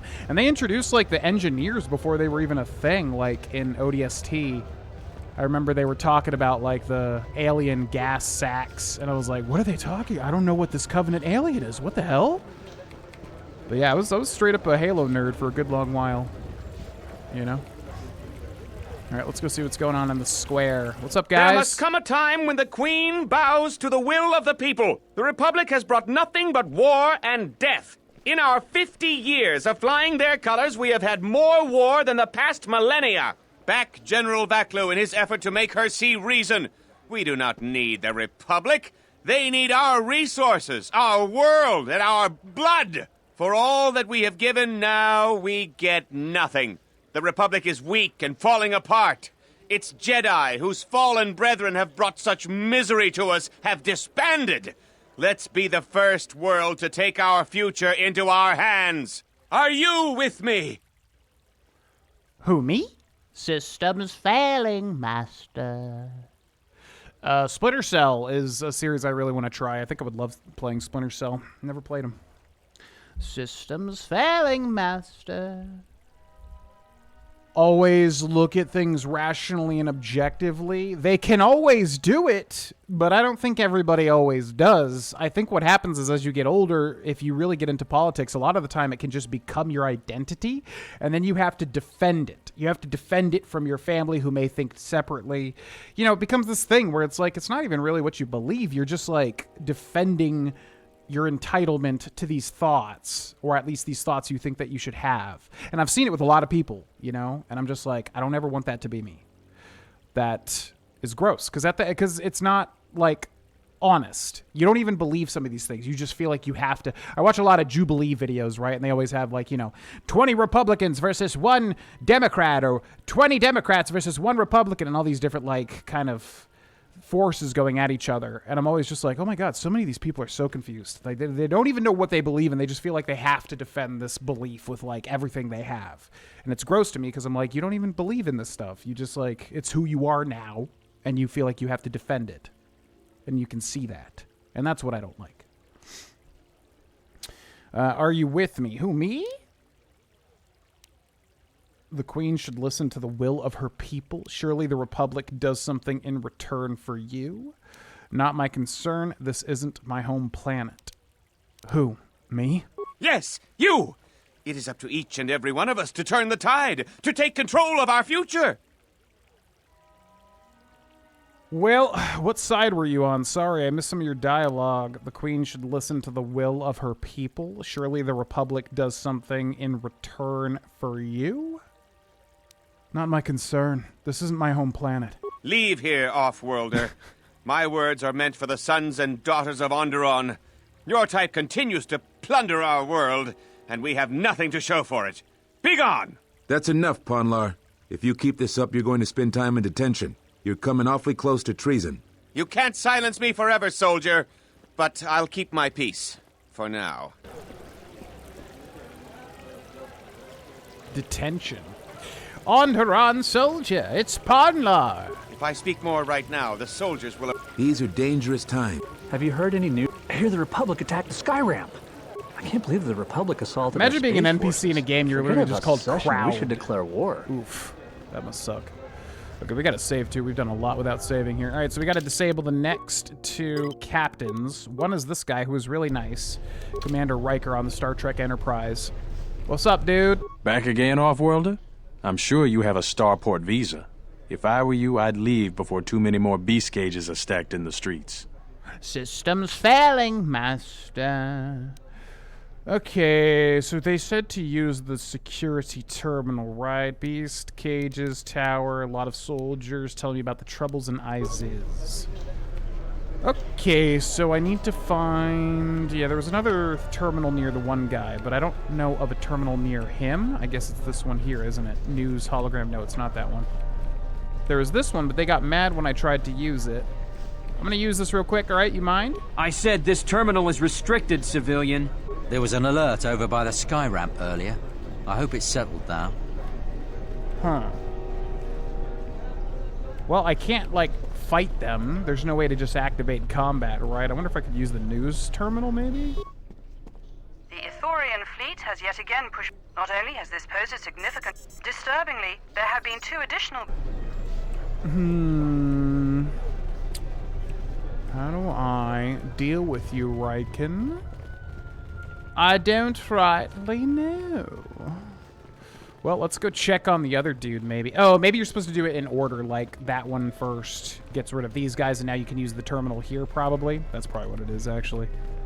No, just kidding, because the terminal's blown up. Onderon Soldier. It disgusts. There has been a serious accident here. The sky ramp is closed to all personnel pending an investigation. Leave, now. Oh, man, that's so tragic. I'm so sorry. That really sucks, man. That guy was so cool, too. I'm so sorry that he passed in that horrible natural accident. Terrible. Okay, well, we can go to the Western Square. Let's take a look at our quests here. Matter of Leadership. One of the Royalist Captains. Starport Visa. Sounds like we're going to get one, then we have to figure out who to give it to. Master of the Palace. Mandalore knows a doctor named Dagon Gent. Far side of the corridor. Lost Jedi. Fuel source. Yeah, because I don't know if we can do the other captains right now. It seems like we're locked out of that. Let's talk to her, though. You're back to visit me. I've heard the news.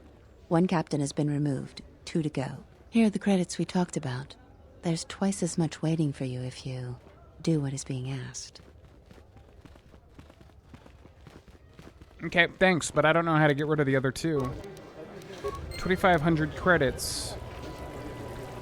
She said I could use these terminals, but only one had a thing, right? Access security cameras, Market Square. Switch to camera, route menu, sky ramp checkpoint. We just dealt with that. Route menu, return to route menu, system commands, return to route menu. Unless we're supposed to go into, like, the next zone to deal with these other 2 captains. She was kind of mysterious about it. She said, like, oh, if you're patient, you might be able to deal with them. Because talking to him does nothing. Maybe we could try talking to the other captain. Who was the other captain? Onderon Soldier. Oh, yeah, that was the guy that was talking to us, wasn't it? We can't do anything here. So maybe he went back to the hangar? ISIS Starport. Yeah, because he's like a Starport captain. Maybe that's what we do. So is he here? And if not, is there a terminal, perhaps? Beast Rider Man. It's my guy! Onderon Soldier. Where'd the other dude go? Dock Worker. Maybe this? News hologram. Nah. The Republic State, scientific, Paragus, many political... Is it you? Portmaster? This guy wasn't the... No, he's the guy that we talked to first. Where is this other captain?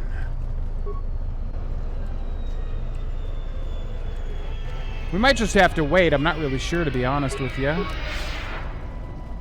Yeah, we might just have to wait. Okay.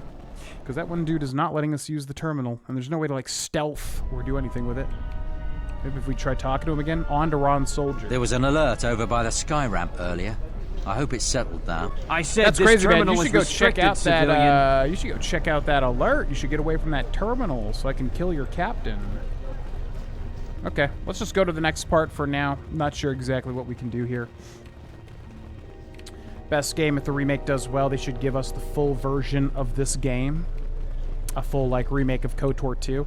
Well, I didn't know what to expect with KOTOR 2, honestly. I thought it honestly would be weaker than KOTOR 1, but we don't get too many shuttles coming to ISIS anymore, especially shuttles without passengers. A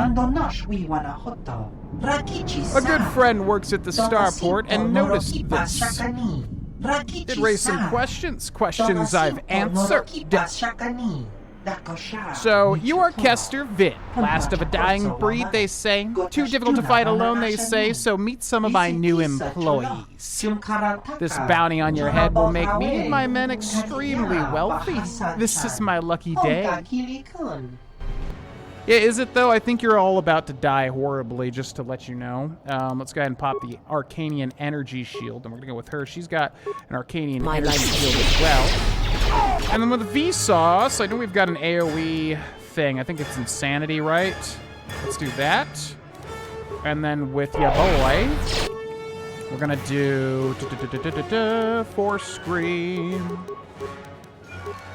which drains everybody of their attributes.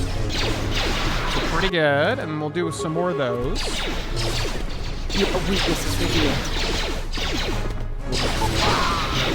I don't know why he's not doing them. Do the Force Screams. A weakness. Why do I do it and then he just like cancels all of them? It's so weird. We have full force powers too. Okay, so he's dead. Then we got this guy. Let's do Force Lightning. Anybody else? Y'all dead? Okay. Remember when you thought you'd take me as a prisoner? Fools! You have no idea how powerful I've become. Especially with force potency. Remains? Ariadu's Strength Amplifier. That's it? It's the only guy we can loot? That is surprising. Okay, we should heal too.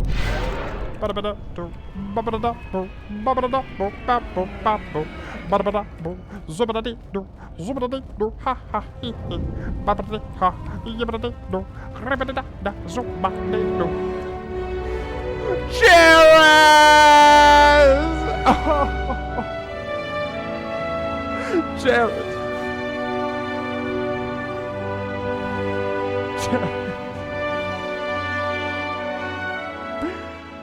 Oh my god, that number actually makes me feel things. Jairus, thanks so much for the 91 months of a tier 2 subscription on Twitch. I don't even know if Jairus is here watching on Twitch right now because Jairus has subscribed at the tier 2 level, I think for literally 91 months in a row, because back when we were streaming on Twitch consistently all the time, Jairus would subscribe with a tier 2 sub all of the time. And that one Gandalf alert there was pretty much attributed to Jairus. So thanks so much, Jairus, if you're here. I don't know if you're here or if that thing's just set on like auto sub or whatever, but if you are here... Oh, Jairus is here. Only 90 in a row out of the 91. That is an insane number. My God, I don't even think I've seen... It's rare to see that number go that high. Back when I was like streaming on other streams I would watch, like to see 91 months. 91 months! Oh my God. Oh my God, 91 months. That's so much time. Thank you, Jairus, for the 91 months. I was hoping you were here, but I wasn't sure if it was that thing where people auto-sub and it just happened to be like that time. Thank you. Hope you've been well. This game has so much cut content, it's unfair. Yeah, we do have the restored content mod, so you'll have to tell me like what is and is not cut content, because I'm not really sure. But we do have the mod enabled. Full 4-year development cycle for KOTOR 2. Well, if they ever come out with that remake of KOTOR 1, I will absolutely love a KOTOR 2 playthrough, probably even more than KOTOR 1, if they remake that as well. I think KOTOR 2 just is more interesting, again, to me at least, in terms of like the themes that they cover and stuff. It's the Beast Rider Thug! Let's make a save here.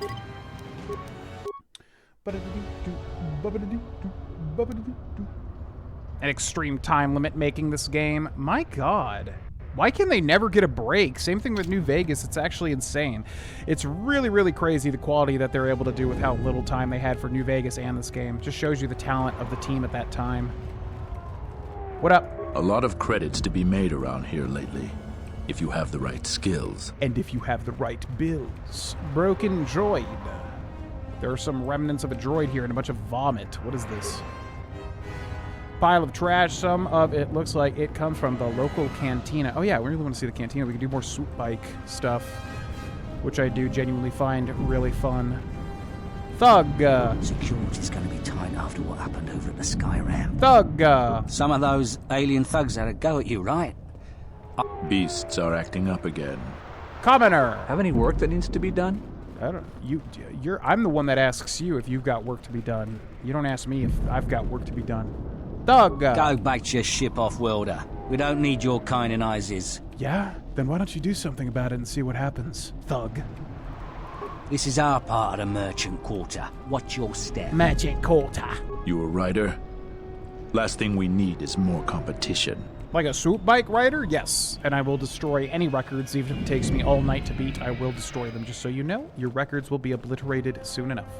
It's I-8HD. It's I-8-8D. I am 1B8D, an automated droid vendor. I have in stock a variety of quality droid components. No refunds, and no haggling. Do you have any interest in my goods? Yeah, sure. Don't make a console exclusive. X, PS5, Series S, and X, and PC. I pretty much play everything on PlayStation these days, so as long as it's on PlayStation, I'll be fine with it. Let me see what you have for sale. What do you sell? Can you answer questions? Let me just see if I can rewrite you to be a little more helpful. Oh. Let me just see if I can rewire you to be a little more helpful. Reinitializing complete. Greetings. Do you have any interest in my goods? No, only your baths. 1B8D, please give me components for free. That goes against my primary behavior programming. All items must be sold based on the most favorable market conditions. 1B8D cannot haggle. This is also a part of my primary behavior matrix. Okay, 1B8D, request access market conditions. Change all, multiply by 0. Market conditions all set to 0. All prices now set to base cost value. Do you have any interest in my goods? Oh, I sure do. Let me see what you have for sale. Master Hacker! Droid, oh, it's a bunch of droid crap. Well, as much as I do like HK, we used him in KOTOR 1, thus I will not be using HK or T3 in KOTOR 2. Like I said, I like droids, but I don't know. I like to see the characters. Which HK is absolutely a character, so is T3, but you know what I mean. Mandalore and Vsauce are a little more interesting to me. Repair kits, computer spikes, 250 times 3, Part, security tunneler, HK control cluster, we already have that. Security tunneler's probably worth, I'll say. Okay, so we'll buy that. Goodbye! Thank you, Mr. Droid. This is Dagon Gent's place. He's not the best doctor you'll ever meet, but he's well connected in this city. Doesn't look like he's here right now, though. You looking for Dagon? You're not gonna find him here. Yeah, that sounds so much like Canderous now that I think about it. He sounded so familiar, but I thought at the time that it was just like Vrook's voice actor, or a voice actor that also was in KOTOR 2, just being repurposed for Mandalore. But now that I hear it, I'm like, oh my god, it's so obviously Canderous. Where is he? A soldier captain was murdered at the cantina real good. They got some suspects at the tower. From what I hear, Dagon Gent is one of them. Real good, huh? Mandalore, could Dagon have done this? He's certainly capable of it, and probably stupid enough to get caught. But we need him, suspicion of murder or not. What tower? It's the turret tower on the other side of the market. Captain Riken is the man to talk to. Thanks for the information. If you talk to him, tell him I got his 20 credits. I will not be doing that. Thug. Iza's door. Oh. We can go into the Iza's house. Oh, this is actual, this is Dagon Gent's medical facility or whatever. Lab station, what's that? Bag. Chemicals. Pouch. Chemicals. Exterminate. You know what's crazy is, like, it's so weird that this is the same thing as KOTOR 1, where the beginning of the game is so boring, but then it gets, like, so good and interesting, especially, like, how interesting the worlds look and all that. Why did they do that twice? Why did they do that with KOTOR 1 and KOTOR 2? They put the most bland stuff at the beginning, which I would imagine, you know, a certain amount of people are going to play, and they're just going to be like, well, I'm not into this. Especially Paragus. Oof, man. Oof. Weak start, but everything else has been, like, you know, really good. I'm just surprised they would have started with that. Use the lab station now. Stimulants. Don't need that. Mines, grenades, stimulants, and health. Med pack, life support pack takes 75 chemicals. We have 31. Probably just want to save it for some of these, like, implants. So we'll leave that for now.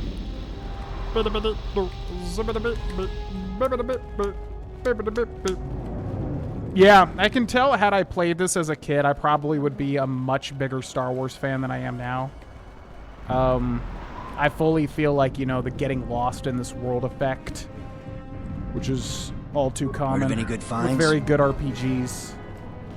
It's not much, but enough to live I really on. do wish I played these games as a kid, you know, in my formative years. There's something I can help you with? Sorry, I can't talk. Hard to keep the beasts in line nowadays. Yeah, you and the beasts, I get it. Beasts is your thing, I get it. You don't have to keep talking to me about your beasts, I understand. Whoa, what's this? What is that? Precognition? I don't even know what that was about, because we've already been all over here. Maybe there's people trying to bamboozle me. They'll die!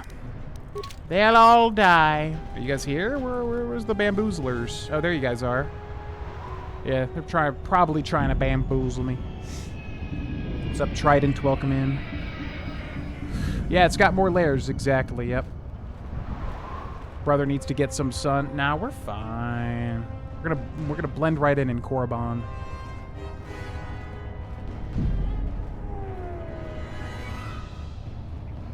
It's so odd, because, like, everything else after Taurus and Paragus are so good. Why did they want to start with those bland-ass segments?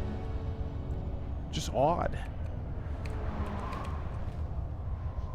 Yeah, I'm digging it. I'm fully digging this game. Not that I wasn't before, but, like, this stream I was actually really looking forward to jumping back in. Again, not that I wasn't before, but, you know, it's like once you play a game enough, it kind of clicks with you. You know what I mean? Where you get used to the combat and everything.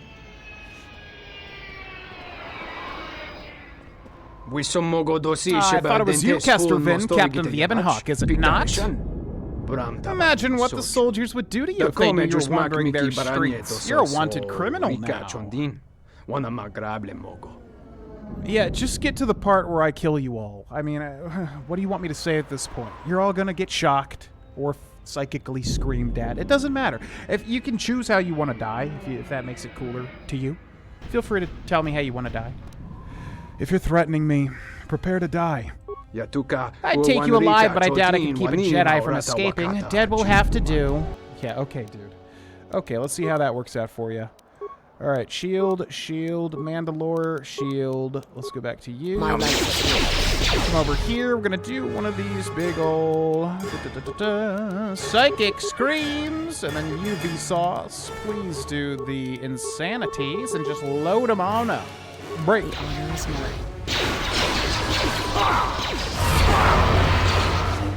No one crosses me and lives. No one. Yeah.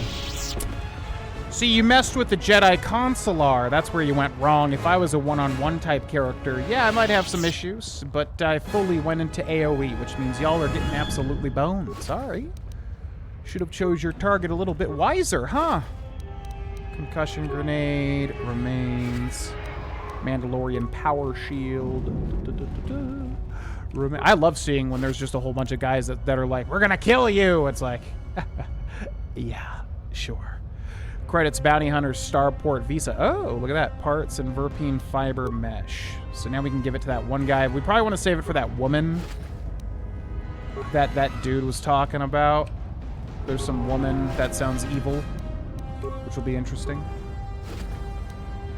Sith power gauntlets. Ooh. Sith power gauntlets, you say? All right, we got a lot of new equipment. Let's go ahead and take a look at let's take a look and see if we do have some upgrades here. We've delved a bit into companion backstories, not as much as we need to at the moment. Yep, that's exactly what happened, No Man. Pretty much. Who voiced Kreia, first time signing. Ooh, Sarah Kesselman. I have to look into her because she does a really, really good job as Kreia, and I guarantee she's voiced other people I know. Crystal Lady. All right, what do we got? Alacrity, Dex 2, saves Reflex 1, Strength, Skills Stealth, and Dex regen, so that's fine there. Here, Dex +1, useless feats, awareness, immunity poison, skills stealth, critical hits, but this thing looks so ugly. So I guess we'll go with the breath mask. We'll do that instead. And then we got some Sith gloves here. Sith power gauntlets, strength +3. Dex +1, strength +2. Dex is actually probably better for us. Yeah, that's actually probably better now that I think about it. Kester Vin is a passive thing. Arcanian Energy Shield, which we'll probably have to replace soon. We got the best robes already. Dex +2 stealth, demolitions, reflex, immunity versus electrical, attack modifier. Hell no. No thank you. Okay, well, we'll have to change their stuff too, but we'll do that later. All right, anybody else want to try to kill me? I mean, hey, I'm down to get the XP. Feel free. This must be the cantina. Cantina bouncer. If you come inside, you make no problem. Many problem recently, me make sure there are no more. So many problems, Biff hire me, so go in and drink, but no fight or kill. That is the most horrifying speaking pattern I've ever heard in my life. Okay, the cantina, always fun. Swoop by Grace's Pazak, probably. Let's make a save here. Da-da-da-da-da. Ba-da-da-da-da-da. What's up, y'all? I'm here to mess things up. It's Gormo! Are you a starship captain or a passenger? Please, if I could take a moment of your time. What do you want?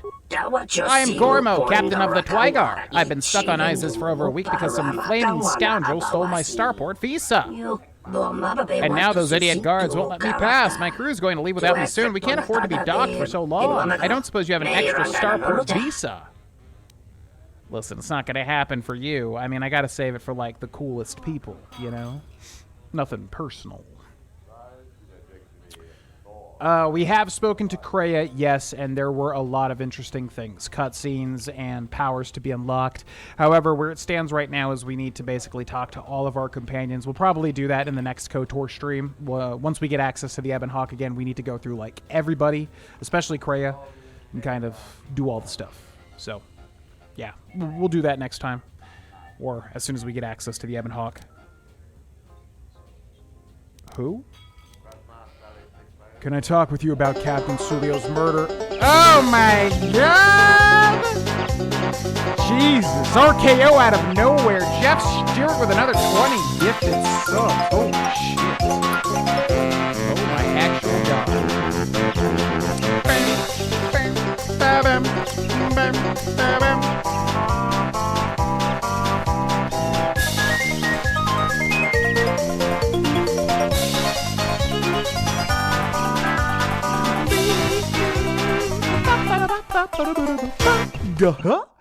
Holy shit. That scared the absolute crap out of me. Jeff Stewart, once again. For y'all that haven't been on the past couple of streams, Jeff's been going absolutely buck wild. Another 20 gifted subs landing on Alpha Delta 2752, Scruffnard 6390, BL8221, Chronic X Cough, Zonal Dark, Fade to Shadow TTV, Hacquire H, Acquire Stew 21, Wing Thomo, Cody Spencer 4649, Lucas Murray 5039, Man of the Center, Stephanie Figueroa 9717, Habibs FIHA, E Walk McFlurry, and Mark Riley 8320. If you just heard your name, you got gifted a membership by the one and only Jeff Stewart 821, who has gifted roughly 50 billion thousand gifted memberships at this point. Friendly reminder: I should have said this at the start of the stream. Make sure you have the setting turned on to be able to be gifted a membership on YouTube. On YouTube, it's different. You have to make sure that you can get gifted a membership. If anybody watching the chat, I would love for basically all the regulars here to get gifted a membership if that's possible. So if you are a regular here that does want to get a gifted membership, make sure you have that setting turned on. Very stupid that YouTube is designed that way. I don't know why they're designed that way, but it is what it is. So make sure you have the setting turned on to be able to be gifted a gifted membership, because it should be targeting you if you're in the chat a lot. And I know there's some people that are not subbed that should be getting those gifted memberships. Thanks so much, Jeff Stewart. Holy shit. That is a hell of a lot of gifted memberships. Wowie zowie. If you got gifted a membership, yeah, check out the memberships tab on YouTube. You get access to all of the early videos as well as a whole bunch of other perks. Thank you, thank you, thank you, Jeff.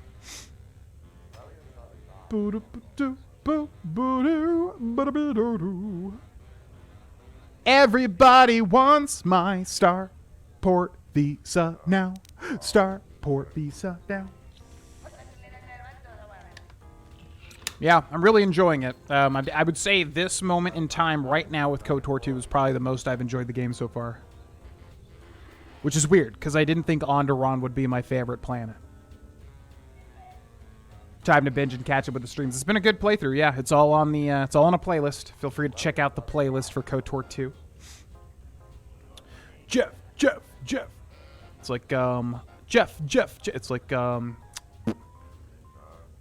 oh, Bill. That's what I was thinking of. Bill Nye the Science Guy. Jeff Stewart, the membership guy. Jeff. See, that's what I was going for, you see? Jeff. Bill. Jeff. Bill. What's up, Ghost Ninja? Welcome in. Stream is going quite well. It's been a poppin' stream, I would say.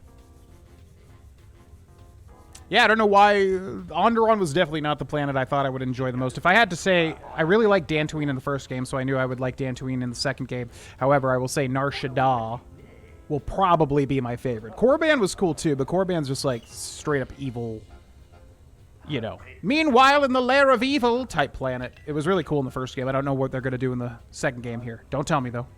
No spoilers.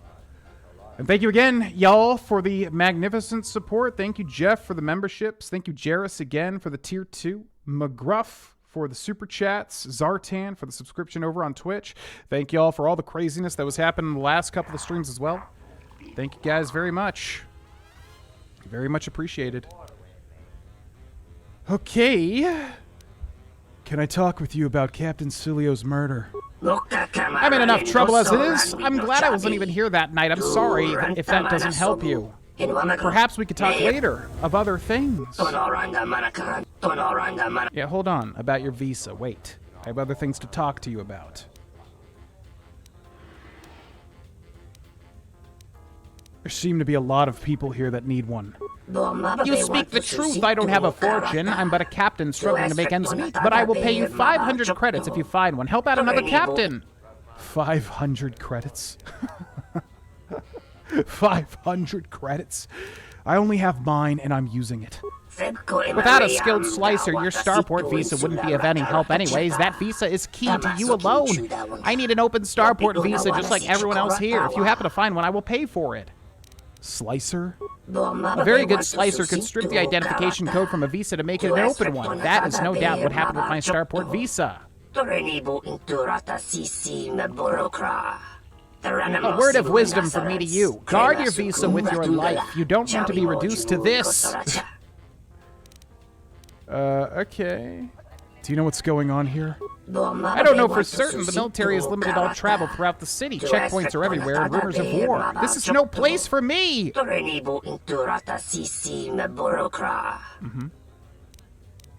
I'm leaving. Yeah, sorry, buddy. You got one of the weakest arguments for my visa. It's not happening for you, I'm afraid. Apparently there's an interesting woman, I think here somewhere. That will be exciting to meet. Narshada. Narshada and Onderon / Dixon. Yeah, I like Onderon too. I kind of like Onderon and Dixon equally, even though Dixon, I typically like jungle environments much more than like weird city environments. What's your favorite Star Wars movie? I don't think I've answered that once throughout this series. What's my favorite Star Wars movie? Out of the prequels, definitely Revenge of the Sith. It's the best one for sure. It's got the most interesting stuff. I don't know if that's my favorite. Out of the original trilogy, I think the second one was the best, right? Which I always forget all their names. I think I remember liking the second one the best. Or was it the third? No, because the third has all that Ewok shit, and I hate that Ewok stuff. I really hate it. So I think the second one out of the original trilogy. Out of the sequels, I don't like the sequels, but I will say the first one, The Force Awakens, is definitely the best by far, even though it's just a reimagining of, you know, the first movie. And then you got the spin-offs. Han Solo was not good. Didn't like it. Rogue One is weird because it's got some really good stuff, but then it's got a lot of really bad stuff too. I haven't seen Mandalorian and Grogu. Is that every Star Wars film? Am I forgetting something?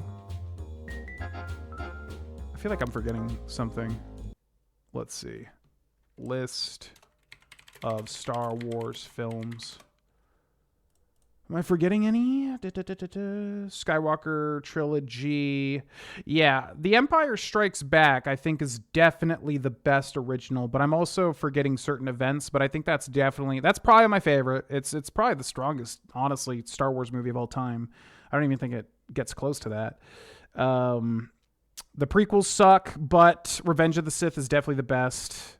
The Force Awakens is decent. I think it's overhated, but the rest of the sequel trilogy is just downright a mess. The Clone Wars film? What? 2008. Animated film. God, I always get confused with all this Clone Wars stuff. Haven't seen that.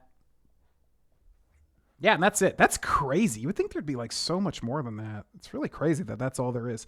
Out of all of those, definitely The Empire Strikes Back, the second original trilogy film. In my opinion, that's easily the strongest film. Like, nothing really gets close to that.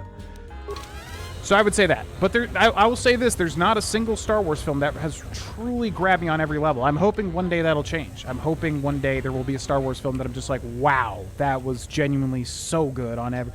Which the original trilogy is, but I didn't grow up with it. It was, you know... Had I grown up with it, it would probably be that for me. But I didn't grow up with those movies. Captain Galisi. You look like an off-worlder. My name's Galisi. I'm a checkpoint captain at the merchant quarter. If you're here for Juma Juice, it's not that good. But at least it's cheap. I don't think Bith have the same sense of taste we do. Oh yeah, Bith are the alien guys with the clarinets. I was wondering what they were. Yeah, Empire Strikes Back, I would say. Rogue One I liked, but it's got a lot of issues. But Rogue One is... It's got a lot of interesting stuff. It's not a perfect film. It's not close. The strongest and my favorite, yeah, The Empire Strikes Back. It was specifically about movies. As far as shows, definitely The Mandalorian, I think, but I have not seen Andor. If I have seen Andor, it would probably be Andor based on everything I know about it. Yo, hell yeah, Swizzy. Thanks for watching. Glad it's helping out.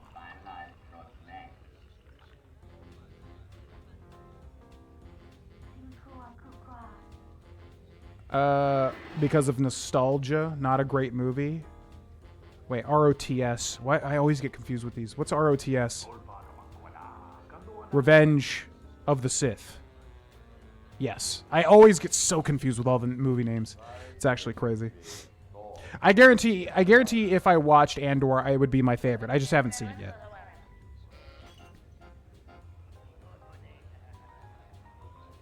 Phantom Menace, New Hope, Clone Wars. Yeah. Mine's somewhat similar to that.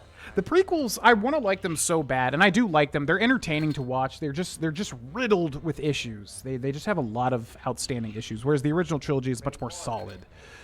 You know, they're not perfect, but they're way closer to just truly great films than the prequels are, which they could have been, but man, the dialogue is just like downright like, what the hell? That's the best you came up with for the script? Baffling sometimes. How's the checkpoint? Long day, as always. Sulio was captain of that checkpoint for years. I never knew why she came here every night until I got her job. Tell me about Sulio. She was murdered. I didn't want her job, but I got it now. What do you know about the murder? The same as everyone. People are trying to blame that doctor, Dagon Gent. I don't think even Command believe he did it, but someone's got to take the blame. I almost think that investigators aren't really looking. Dagon's convenient. They don't want to find the real murderer. You sound nervous. Sulio was murdered. Maybe even assassinated. I might be a little paranoid. I have a wife and daughter to look after, and I feel like I'm a target now. I'm tempted to just grab my family and take the first shuttle out of here. Okay, that's interesting. So we can persuade him to do that, or we can just kill him. We do need him gone, along with the other captain as well. I don't think our character's so evil we would just kill... I mean, yeah, we don't... He's got a wife and a kid. That's bad to have on our conscience. So I think we would take this opportunity. That sounds like a good idea. You need to think of your family first. I really am torn. Are you kidding me? There are some days where I think I'm a fool to stay. Okay, well, I'm trying to get you out of here, dude, because if you don't get out of here... You've had enough. It's time to leave. For your children.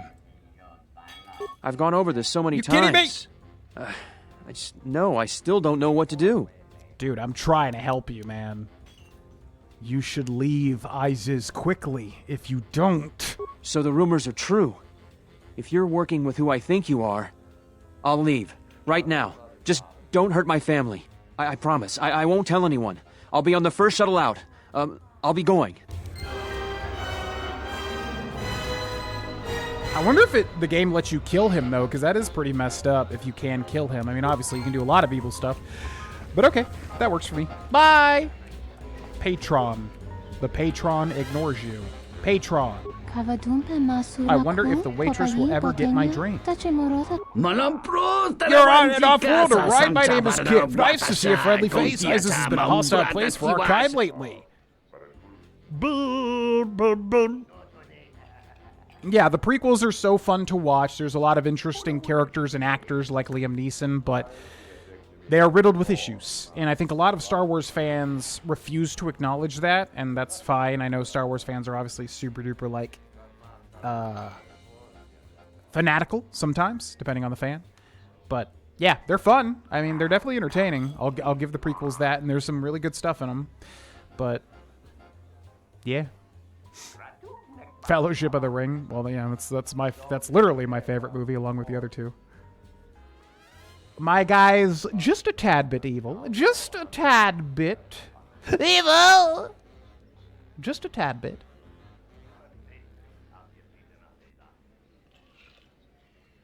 Rots is the one people can't accept as bad. Am I stupid? What? Revenge of the Sith. That's the last prequel, right? I always feel stupid talking about this stuff.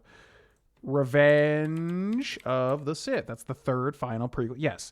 That, I watched all of these somewhat recently at my friend's house. He did like, he always does like a movie marathon of all the films. And I really watched with a critical eye because I wanted to get how I really felt about the prequels. I definitely liked Revenge of the Sith the best. It still has issues like all the other prequels, but I think it was, from what I remember, the strongest movie. The Phantom Menace is definitely the weakest. The Clone Wars is kind of somewhere in the middle. Revenge of the Sith I definitely like the best. Is it better than the original trilogy movies? No, definitely not. It doesn't get to that level, but it is highly entertaining. And, you know, that final fight is so sick, too. I want to talk to you about Captain Sulio's murder. I had the misfortune of being here that night. It's very inconvenient. Soldiers were asking me some very pointed questions, which is a no-no in my line of business. What exactly is your line of business? I can tell you are no fan of authority either. Let me share. Most call me a slicer, but I think that sounds too crass. I prefer to think myself as an expert computer security analyst. I'm the only one in the city who's talented enough to make open starport visas from a personal visa. I was in the middle of a transaction that night. What do you want to know? So we need this guy to, like, slice our visas, I guess, because they're not sliced currently. Do you know Dagon Gent? I recognize him, but that's about it. He doesn't have the qualities I look for in friendship. These Twi'lek males just look so gross, man. They always just have these faces with these, like, nasty, slimy tentacles. Why are the Twi'lek women so hot and the men are just these... Ugh. Ugh. I'd like to ask about something else. Then ask. Okay, you don't need to say a whole you just said then ask. You didn't say a whole thing that needs you just said then ask. Okay? A friend of a friend told me that you're the guy I should talk to about adjusting starport visas. So you have a personalized visa that you need to be made an open one. It's a tricky process, but after many failures, I've mastered it. It will cost you 500 credits. How do I know that the visa will work? If I sold defective visas, my livelihood and possibly my life would be in jeopardy. Any open starport visa I make will sustain scrutiny. Here's 500 credits. Then let me have the visa. This will take a little while. It is done. Here's your starport visa. Quite a pleasure doing business with you. Credits lost. Sliced open starport visa. See, she's hot. Like, she's hot, and she doesn't have slimy tentacles. And then you look at this guy, and it's just like man's face with, like, slimy, wet tentacles. Just oof. To be a Twi'lek male. Unfortunate. Biff! Biff! I love how these guys look. Patreon. I overheard some soldiers talking about explosions on the sky ramp. Wow. Sounds like sabotage. Wow.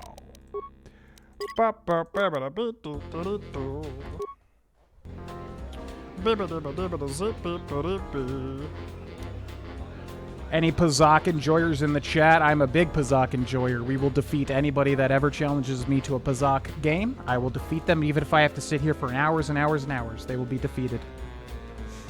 I would also take the prequels over the sequels, yeah. If I had to cut one out, immediate sequels, it's not even a question. Prequels, I just wish somebody kind of would take and, like, buff them up a bit, kind of patch up some of the weaker parts. They have potential. They definitely do. She don't like evil Jedi? Yeah, exactly. They got these big, like, warts on their face. Just oof. Oof. Okay, who are you? Solitaire? It's Sakari. There's got to be something you need. Something you want. I have connections, many connections in the city. I can provide high-quality, unique weapons that you won't be able to find elsewhere. I even have a rare lightsaber crystal. Something you'd never find elsewhere. If you need money, I'll pay you 5,000 credits. All I ask is get me one open starport visa. Oh, wow. Oh. Are you giving me, like, all that stuff? Because that's actually quite a good deal, but I still don't know if there's, like, a cooler lady. I don't know if this is the woman that one guy was referring to. She doesn't seem, like, overtly evil. Actually, I was wanting to talk to you about Captain Sulio's murder. I really can't be any help with that. I might have been in the same detention cell that night that Dagon's in now. The soldiers were asking me some entertaining questions that night. I've got no idea what was going on. What does that mean? Stick to the topic. What were they questioning you about? Let's just say I'm one of their usual suspects. Sort of comes with the territory. That's all I'm going to say. I'm assuming this is the woman that the guy was referring to. I wanted to talk about the visa instead. That's all I want to talk to you about anyway. Well, I have it here. I mean, yeah, that's some good stuff. We already have a literal lightsaber crystal with my name on it. You mentioned something about a lightsaber crystal. Many Jedi have fought on this world. One of them lost their lightsaber in the Beast Wars. A reliable source says it's a rare Quixoni crystal. Incredibly rare and valuable. Koshoni crystals were warmed by a dying sun millennia ago. Only a handful were obtained before the sun went nova. Their power is rumored to be great. I see that's grabbed your interest, eh? There's only one way you're going to get it. One open starport visa. No visa, no crystal. Well, how do I know you'll live up to your end of the bargain? Because we'll trade them simultaneously. And if you aren't satisfied with your payment, I'll let you switch it for something else. I don't want to cross a Jedi. So I'll ask the chat on this one. For an evil character, is she the best person to give the visa to? We do have the Kestervin named crystal that has our name and seems to scale with us, or at least our force, our alignment. So I don't know if this Quixoni crystal is going to be better than that. Is that crystal worth getting here for the visa? It sounds like you get one visa and you get to make one choice. Have you ever played Cuphead? Oh yeah, I love Cuphead. I have a full... I've played that through that game many times. I got all the achievements, did everything. I have a full series on a separate channel. That's another one that there's a separate channel that has like all this stuff that I need to like download and then put it onto either the Patreon channel or the main channel, just because it's kind of like no one really knows about that channel. I haven't kept it a secret or anything. It's just like nobody really knows about it. So yeah, there's a full Cuphead playthrough that I need to upload somewhere. What's up, Soul Stare Frog? Welcome in. Doing a lot of Onderon politics. Pet lightsaber crystal. She probably is. You could use the crystal for a companion lightsaber. It reminded me of Count Dooku. I always laugh at Count Dooku because it sounds like Count Dookie, which is just like, how am I supposed to be intimidated by that? True. Yeah, okay, I guess I will take the crystal then. How do you know I'm a Jedi? It's a small universe. I don't really care about the trouble that's behind you or ahead of you. We have exactly one thing we can talk about. Starport visas. She sounds like almost corporate when she said that. Starport visas. Get your Starport visa at the neck. What is this guy doing? This guy's trying to be in my team. You're not... Laughing man, get out of my companion. You're not... You're blocking Mandalore. You're not in my group. Okay, well, how do I... Yeah, I mean, is she giving me all that stuff? I have an open Starport visa right here. I had faith you'd get hold of one. I've always been good at spotting talent. I've got big plans for it. Okay. There are people that really need this. I have a feeling if I give it to you, others would suffer. So what if they do? You'll have what you want. Don't be stupid. I'll pay you more than anybody. Or if you want those items, there's no way you'd get them from anywhere else. Wait, it's literally a companion, like one of the slots, but it's a crystal? What the hell? Okay. Good point. Let's trade. So what do you want for it? A weapon, money, or the lightsaber crystal? Your pick. Well, guess what? Give me the lightsaber crystal. Here you go. If you aren't satisfied with it, just let me know. Bum, bum, bum, bum. Crystal Quixoni? But it's a companion? How does that work? I'm curious. I guess we'll figure it out. I've got to go to the bathroom and refill my water. Thus, I will be back, ladies and gentlemen. Thanks so much for watching. BRB.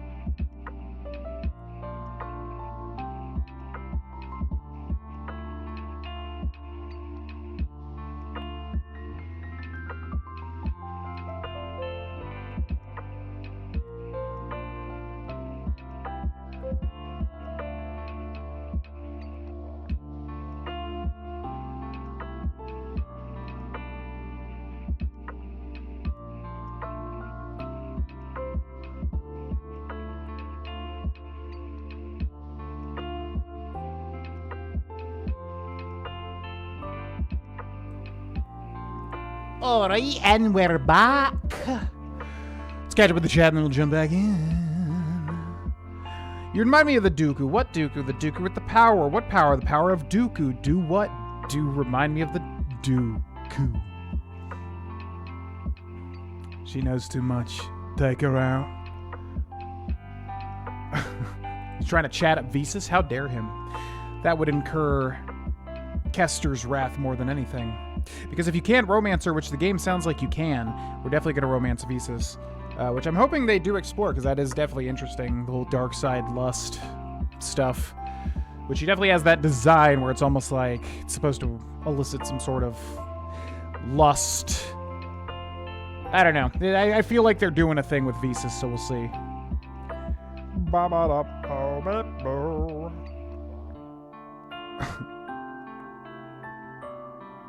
Sith lady from Tara. Oh, is that her? I remember that character. Is that actually her? Something has to be activated to receive gifted subs on YouTube. Anyone know how to do that? Am I being dumb? No idea, to be honest. Mine was on automatically. Yeah, let me look it up because that's such a weird thing to me. YouTube gifted memberships setting. To turn on your settings to receive gifted memberships on YouTube, go to a channel's live stream or homepage. Click the Join button, open the 3-dot menu, and turn on Allow Gifts. Okay, so that makes sense. So it might just be off by default for some people. I actually have to check this on my own end too. So yeah, you can go to my live stream on YouTube, or if you go to any video, wherever it says join, which is how you join to become a member. If you click join, there should be a 3-dot menu. Click it and make sure allow gifts is on. And that is how you can make sure you might get a gifted membership in the future if that happens. It's just weird to me that that's off by default for some people. Alright, Sakari. I want to take a look at that crystal, although we'll probably have to go to Workbench to actually see it. Damage 5, regenerate force points 1, can only be used by a Dark Jedi. But it's like a companion?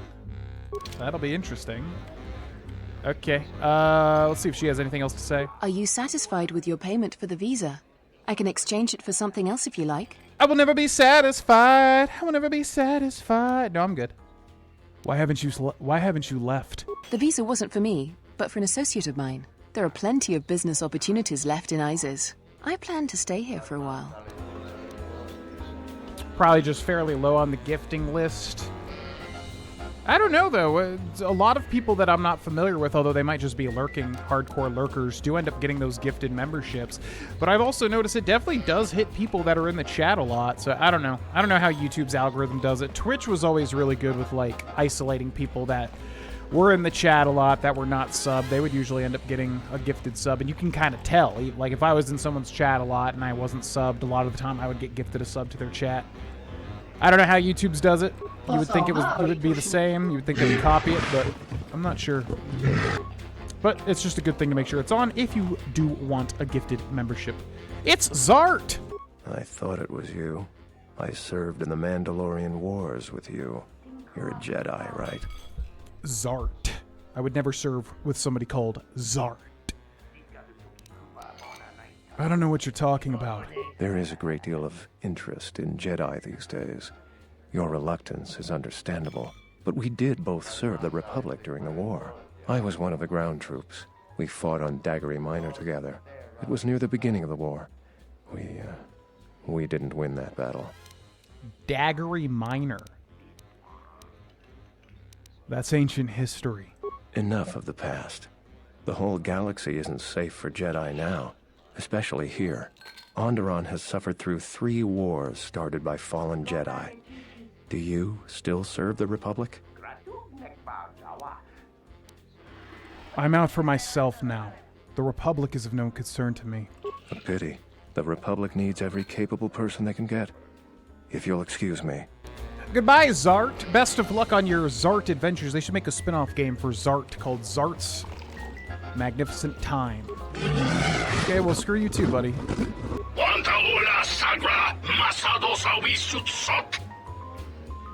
One more time? I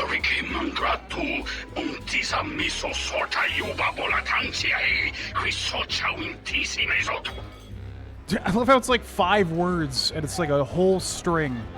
It's Nico! Nice to meet you, Sentient. Are you interested in a friendly game of Pazak? Oh, boy. The deck is warm, the drink is plentiful, and the company amiable. Can I tempt you? Okay, sure, but you also sound really weird. Talk like a normal person. I don't know what that's all about. Tell me about Captain Sulio's murder. Foul business, that is. Like most nights, I was here. What do you want to talk about? There's one of those Grand Calamari people back there. Do you know Dagon Gent? Know him? He's probably my best friend on this planet. Honestly, he's not a very good doctor, but he is a great drinking companion. I'd like to ask you about something else. I'd much rather talk about something else.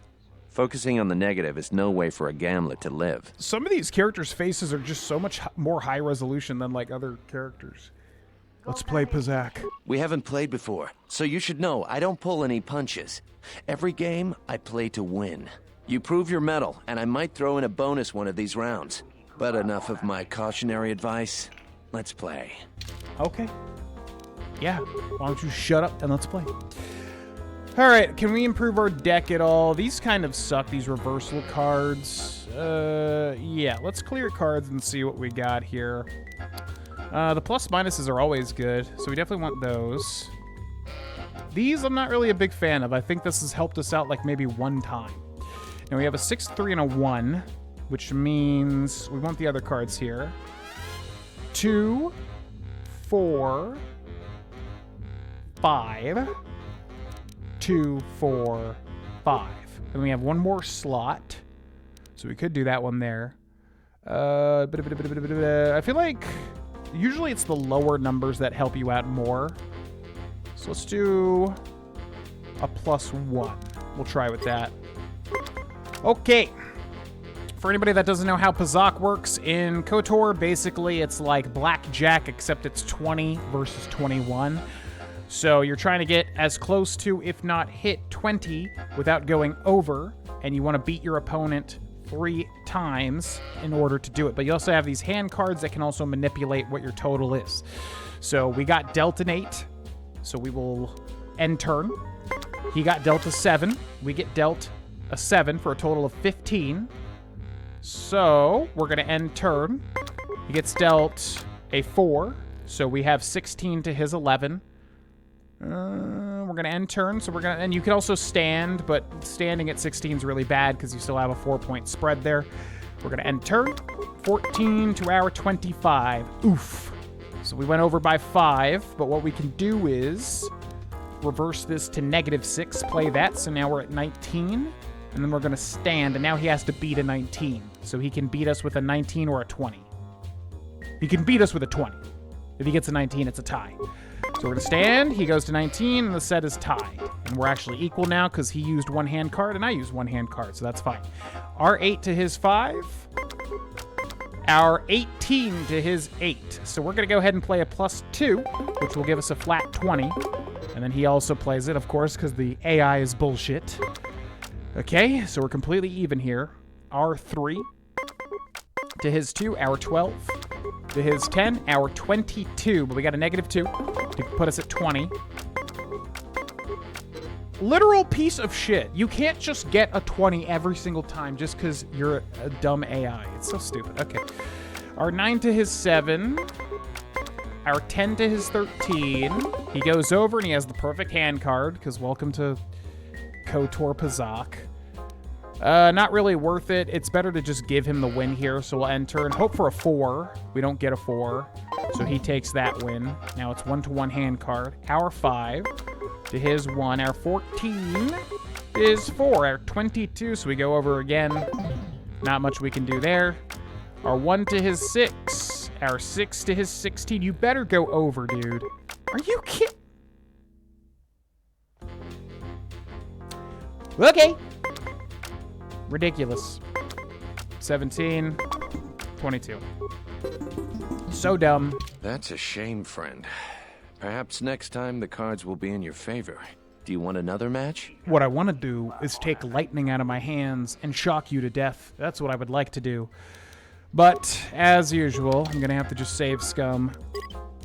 Yeah, it sucks because I really do like Pazak. It's a lot of fun, but like you can tell, the AI is so skewed to win. Welcome back. It's really dumb. Okay, you play some Pazak, you dummy. Let's go. Play.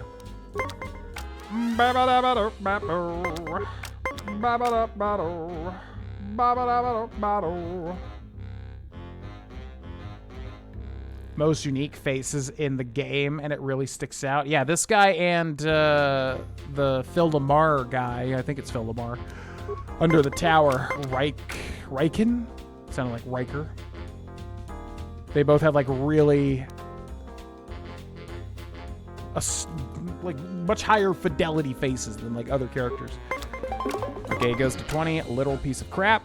We'll just give it to him. That's fine, man. That's fine. If he uses a hand card, it can honestly work in your favor, so whatever. R4 to his 1.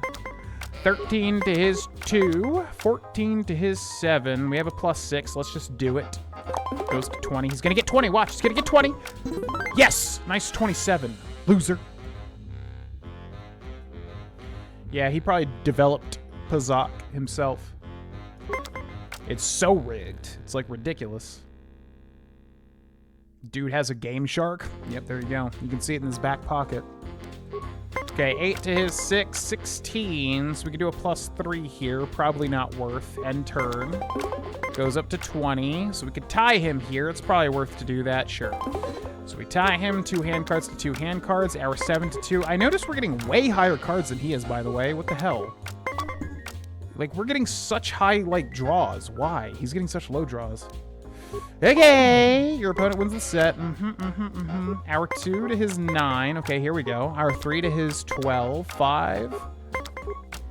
He gets a 20. So now we have to get exact. Well, I guess we still have an option here. We can do -3.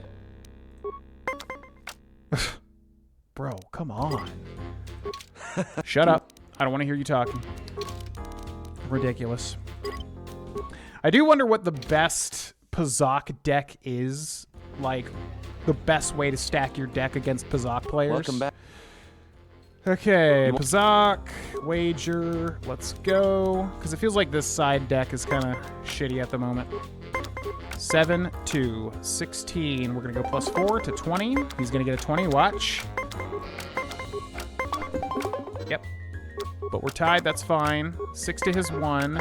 16. Yeah, see, we're just getting such high draws. 17. Okay. Gets a perfect 20. Literal piece of garbage. We're going to play a 22.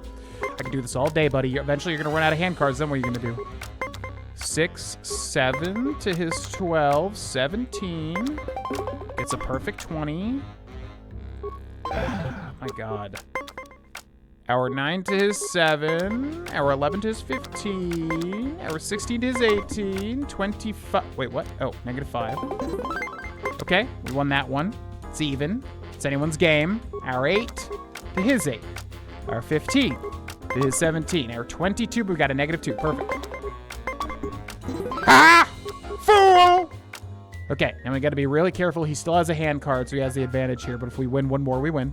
6, 10, 17. Do I just want to stand? What do we do here? I probably just hit, right? I'm going to hit. Oof. Okay, that's really bad because he's basically going to win since he's got a hand card. 4 to his 5, 5 to his 5, 11 to his 8, 13. Whoa!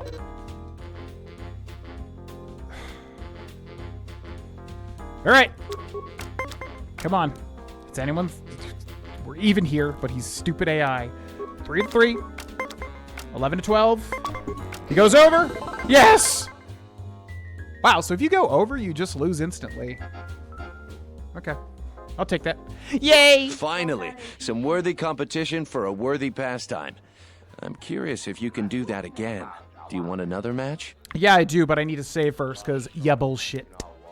I'll be going. Okay, so now we're basically even, but I don't know how this guy works. You might have to just beat him once or whatever. Okay. Welcome back. Yeah. Let's go. You want to? Yep, let's do it. Bam, bam, bam, ba-dam, ba-dam, bam. Hour 3 to his 6. Hour 10. Or 13 to his 6. Hour 16 to his 14. We could do -6, so we're good. Let's go. He goes to 19. We go to 25. So we can tie him here. It's actually better just to kind of like make him use his cards first, because then you can just sweep in the end game. So we'll give him that win, I think. Or do we want to tie him? I think it's better to just let him win. So you can have that one. That's fine. Hour 8 to his 4. Hour 9 to his 14. He goes to 19. We go to 12. We go to 19. And we got a +1. Ha ha ha ha. Okay, hour 5 to his 2, hour 11 to his 4, hour 17. We're just getting such high cards here, man. I think I'm going to risk the -6 here. 19. Oh, okay. Yeah, sure. +1. Aha! Fool! Okay, this is my work. This is my work. I always play with +- cards or minus cards. Never saw any use in the plus cards. Yeah. I guess that's a better strategy, huh? Because you kind of always do have to take them away. Oh, I save scum. See, the swoop bike racing, I don't mind losing because I have control over that. This Pazak BS, I don't have control over, so don't mind save scumming in the slightest. All right, 7 to his 3, 14 to his 3. I just feel like with this guy specifically, we're just getting such high draws constantly. It really sucks. So I can go -6 here. Is that worth? I'd have to risk it. I think I'd rather tie him. What? It's actually been crazy. I just feel like we're constantly getting 9s, 10s. 8, 9s, and 10s. Okay. 14. So we can do a +6 here. I think I'm going to do it. Yeah. Sure. I'm feeling lucky. 10, 11, 16, and then a 20. All right. Coming down to the wire here. 1 to 3. 8 to 13. He goes over, so he goes down to a 19. Well, we have to go for it. Oh, baby! All right. I can't argue about being lucky there. That feels good. I almost had you there at the end, but cards are fickle friends at best. Do you want another match? I do, but hold on. Because I need to keep stacking these wins. Give me 1 second. All right, number 3. Welcome back. Let's go. You know your cards. I'm certainly up for some more spirited competition, though. What does that mean? It's the same wager. Yeah, you know what? You're probably right with those negative cards. I'm going to clear the cards. Probably only do negatives here. Bam, bam, bam. Bam, bam, bam, bam, bam, bam. Bam. Because this one kind of sucks, right? I don't think this one's really that great. Okay, let's go. Hour 4 to his 2. Hour 13 to his 12. Hour 20. We are just so very lucky, and we win the set. Hour 6 to his 8. Hour 13 to his 10. He goes up to 11. We go up to 17. Gonna play my 3 friend. Oh my god. We're just destroying him now. Okay, hour 10 to his 3, hour 16 to his 9, hour 19. I think we stand here. He's definitely going to beat this, though. Yep. That's fine. Hour 6 to his 2, hour 11 to his 10, hour 18 to his 10. We have a -5 and a -4, so I think we hit 27. 27? Ugh. Okay. That sucks. All right. Hour 3 to his 2, hour 11 to his 3, hour 6. Can you just stop giving me the highest numbers every time? 21. So -1 here. Wow, yeah, he could not make that work. Okay. I almost had you there. Do you want another? I do want another match. I need you to, like, take this to the next level now, because I'm tired of beating you. Let's see what you can do. Welcome back. Yeah, I'm ready. I only got one more loss in me tonight. You win this one, I'll throw in some extra cards. Okay, here we go. Now you're talking. Now you're talking. Divine intervention. Is that what you seek? You never had your cards. You never had your cards. It's me, Cicero, playing Pazak now. 5 to his 1, 11 to his 7, 18 to his 15. We can do a +1 here. I think I hit. He goes over, he stays. Oof, big mistake, buddy boy. We go to 20, we win the set. Beautiful. Our 3 to his 5, our 8 to his 7, our 10 to his 11. He's getting screwed here. He stays at 19. We go to 25, and I can't do anything. That's unfortunate. Because you can't play multiple, right? You can only play one, right? Okay. He wins that one. That's fine. Our 9 to his 7, our 12 to his 11, our 22. Which we have to do a -3 here. We don't have to, but I'm going to do it. And we'll stand. Tied. Okay, but we have card advantage. Our 3 to his 8, our 8 to his 9, our 16 to his 10, our 23. Okay. Our 2 to his 6, our 11 to his 8 stays at... Okay, wow, that went fast. All right, we win the set, and we have card advantage here, so we want to be really smart. 7 to his 8, 15 to his 18. Did he stay at 18? I think he stayed at 18. That was really weird. He didn't even do anything. Okay. That's enough from me. The deck is not speaking my language tonight, though you were a pleasure to play against. I promised you some Pazak cards, and I always keep my word. Here you go. That guy's got, like, the voice actor voice. I love doing that delivery because it's just, like, so consistent. I promised you I'd give you my cards, so here you go. It's just, like, it's just making the voice sound better than, like, focusing on the acting behind it. You were a great Pazak player. Hey, good job. Here are my cards. I love doing that style of voice. Okay, +5, plus -1, plus -3. Cool. Thanks, Nico. Appreciate it, buddy. Let's move on. Patron. And then we've got 2 more side rooms I can check out. Let's do this one first and see what this is all about.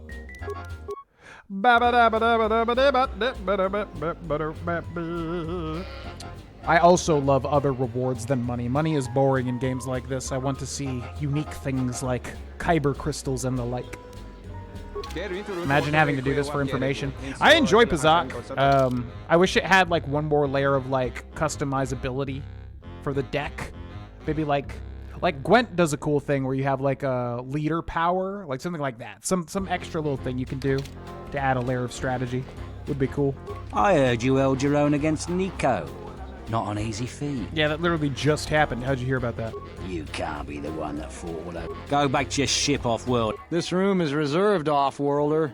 We're all mean men. You're a swoop racer, aren't you? I suggest you leave the room, Off-Worlder. I've got all the fans I need right here.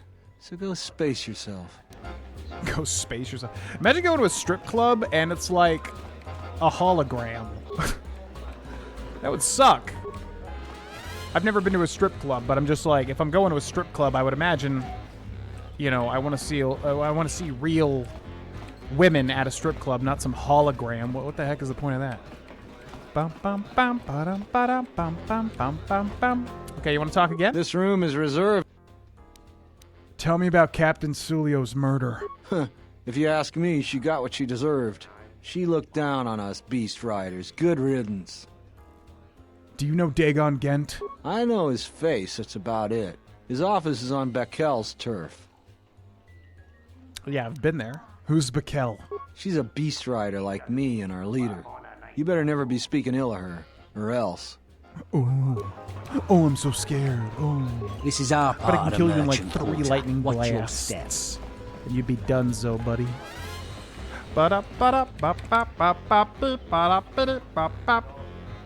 Adios, Trident. Star Wars cam girls work? I guess so, but are they like real women? I thought it was like a video playback being played of a Twi'lek dancing. Although also, like, I like how it's always Twi'leks. There's not one other like hot alien you could throw in Star Wars. Why has it always got to be Twi'leks, man? Twi'leks get a bad rap.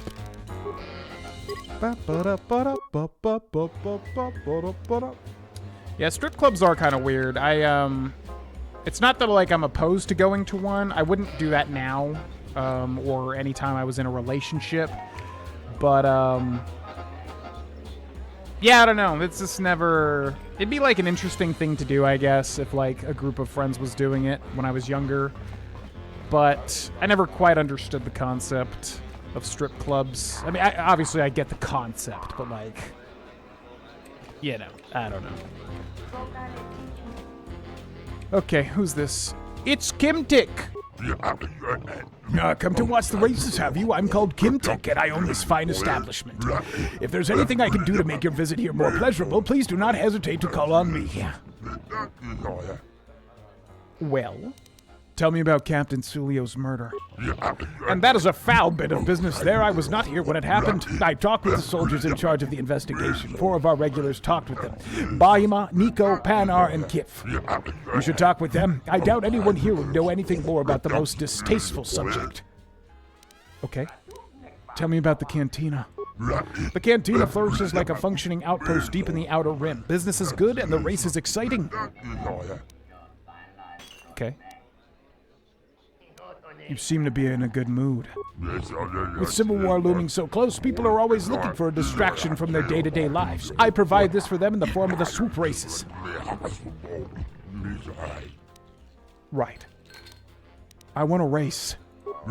You can rent a swoop bike to race on my track. A full field of competitors is good for everyone. 100 credits must be paid for an official run of the track, payable at the beginning of the race, not after. We use the Galactic 3-round system here. Each round pays different, of course. The first round pays 500 credits, the next 2,000 credits, and the last round 5,000 credits. What's the competition like here? The field is narrower than it used to be. Some of the professional racers have left ISIS. The politics made them nervous. But our best racers are still here. Panar is good at the rookie rounds. Masadar is but our best has to be John Rafar, a local of ISIS. She is a superb racer and controversial. A very profitable combination for a racer. How is genre controversial? She is very politically inclined. She says the race is for General Vaklu. Many come here every night to boo her, but both factions bring their thirst and many credits for betting. Okay? I'm ready to race. I am excited to see how you perform in the races. The entry fee is 100 credits. There are no exceptions. Here's 100 credits. Let me call up the standings now. To win the first round, you must beat Panar's time of 55 and 1 second. If you manage to beat it, you can compete against the professionals. Attention fans, joining the competition is a new biker who seeks to beat the time set by the formidable Panar. Okay. Just hitting the space bar, right? You gotta just spam space, and then you just gotta hit it. Oh, wait. You click, that's right, you click. Click as soon as it hits the thing. Whoop, whoop, whoop. Oh, shit. And then you gotta jump. Whoa, this is like way different than the other one. Okay. Not a great start here. Okay. Okay, we gotta be 55 seconds. Oh man, we got lucky there, I think. This is a weird-ass track. Okay, oh my god, so fast. Yeah, this one's difficult, man.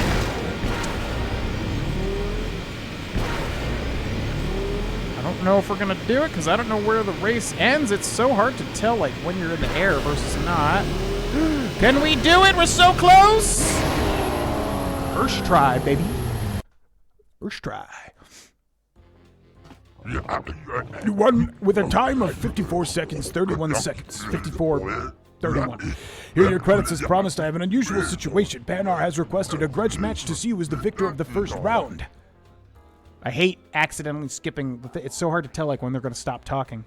I will still offer 500 credits for this match. If you win, you will be the undisputed first-round champion. You could race against Masadar's time after that. Okay. What? Like, it's like a one-time thing that I have to do now? Is that what you're saying?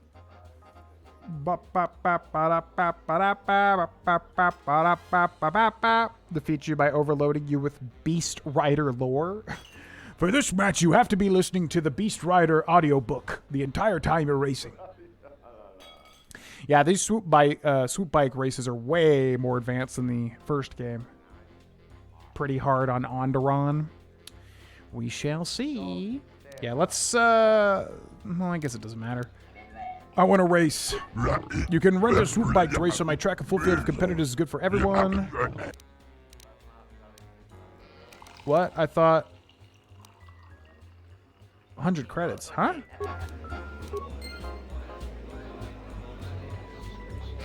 Oh, wait, he's saying, like, I have to beat the same thing again? I'm confused. Because we just got 500 credits.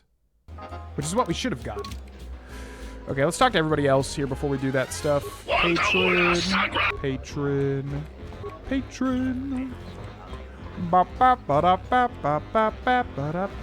It's John Rafar. Share a drink to General Vodka with me, stranger. My name is John Rafar.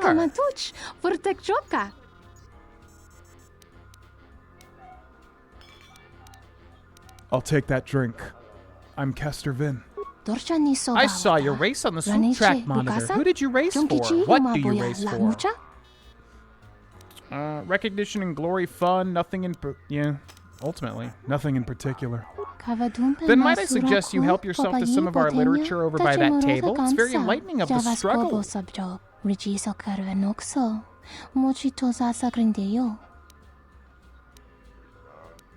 Struggle?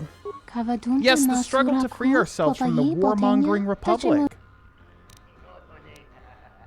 The Republic doesn't seem to be particularly warmongering. Then it is curious that they are so good at getting in them. This is not why we joined the Republic. We joined the Republic willingly, yet since that time we have suffered through many wars and privation. We above all wish a sustained peace. Okay. Republic has been bad for Onderon. Republic surely saved you from an even worse fate. The entire galaxy was at war. Why would you think...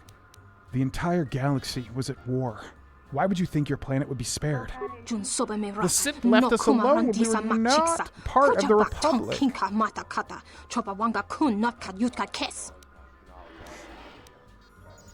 But the Sith conquered the Republic. What hope would there be for one planet such as yours? But now you are under the protection of the Republic. With all its resources, you're safer now than you ever were before joining. If the Sith conquered the Republic, what hope would there be for one planet such as yours? The prime of our generation has fought in 2 wars already. That isn't what I would call safe.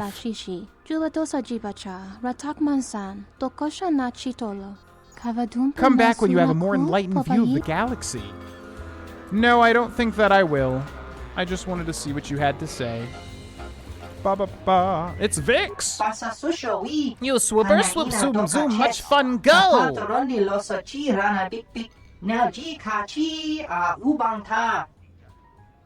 Right. I do race swoop bikes, if that's what you meant. Swoopers, great Vix watches every swoop race. I'll be going.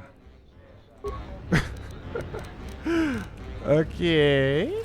I like him the best. And it's also... It's... Masadar. What are you looking at, Smooth Skin? Oh my god, Smooth Skin. In an Obsidian RPG. Are you a swoop racer? I don't do auto prints. Go away. Look, I just want some information. Do I look like an information terminal to you? You look like a pile of Chuba-eating space debris. Keep that up and someone will take care of you permanently. But if racers are caught misbehaving, we lose our racing privileges. We'll settle this on the track, Smooth Skin. I hope no one leaves anything volatile on the track. Okay, are you saying you're actually going to do that, though? Because, like, that changes things up. So... I need you to be honest here. And it's Bahima! I am Bahima, first-class bartender of this magnificent cantina. I hesitate to mention, but my people have marvelous ointments for your skin condition. We can make you look like a human in your prime. How may I be of help, sentient?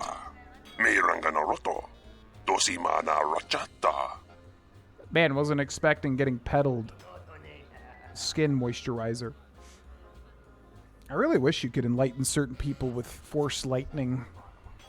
But it's not that type of RPG, unfortunately. You can't just enable combat whenever you wish. I need to talk to you about Captain Sulio's murder. The incident has brought me much distress. An unhappy thing this is and bad for the flow of commerce. What is your interest in the sentient? An acquaintance of mine, Dagon Gent, is being questioned by the military about this. I'd like to get him free. As would I. I prize my loyal customers, and he is my most regular. Let me structure my memories and recall the night. Ask your questions. Do you know Dagon? Okay, so they're definitely going to do like an investigation quest. That's why we keep getting like blocked here. Do you know Dagon Gent? I know him very well. Many sentients look toward bartenders for advice. On my world, they are also sometimes sought for spiritual advice. This is a trust I try to earn. Okay.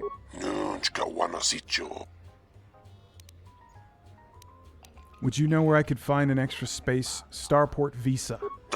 Popular question during this month's cycle. I'll tell you what I tell everyone. Open starport visas are rarer than Valduk crystals. Only the very rich, very powerful, or very connected could get them, and none of them will give them up lightly. Be thankful you have a visa of your own. Many here are not that fortunate.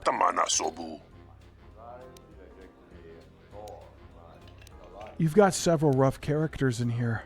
Some of my patrons I would never call friends, but as long as they pay and don't start trouble here, they are welcome. Besides, they can make persuasive points.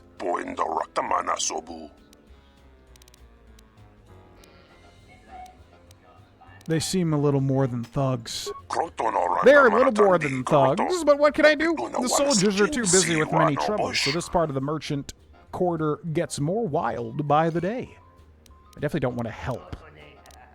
Can I do something about it? Please don't do anything. They could make my life especially difficult. We have an arrangement that is delicate. I am happy enough as it stands. Okay, bye. Alright, so I'm confused as to what we're doing with the swoop bike races. Did he say we just have to do the same track again? Like in a grudge match? Same one? Let us murder NPCs in the remake. I just think it probably just would destroy a lot of the structure of the quests. It's probably why BioWare typically doesn't have their games like that. Although in New Vegas you could do it. Mostly. I guess it depends on the person. Yeah, let's do it. I'm ready to race.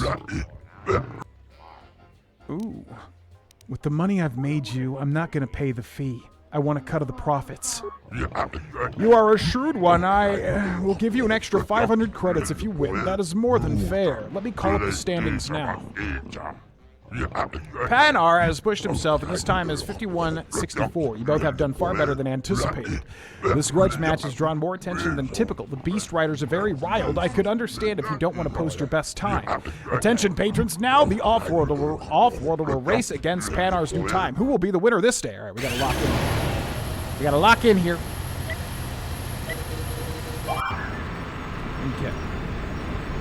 It's a challenging minigame because once you start going crazy fast, you obviously can't hit as many of the bonuses. It becomes a lot harder to do everything correctly. But we're going to lock in. I can usually lock in with things like this. Oh, shit. Okay. Not good.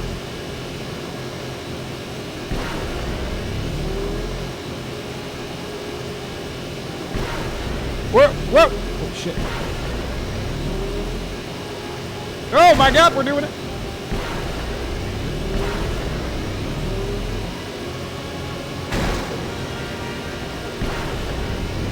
Yeah, dude, oh my god, amazing time.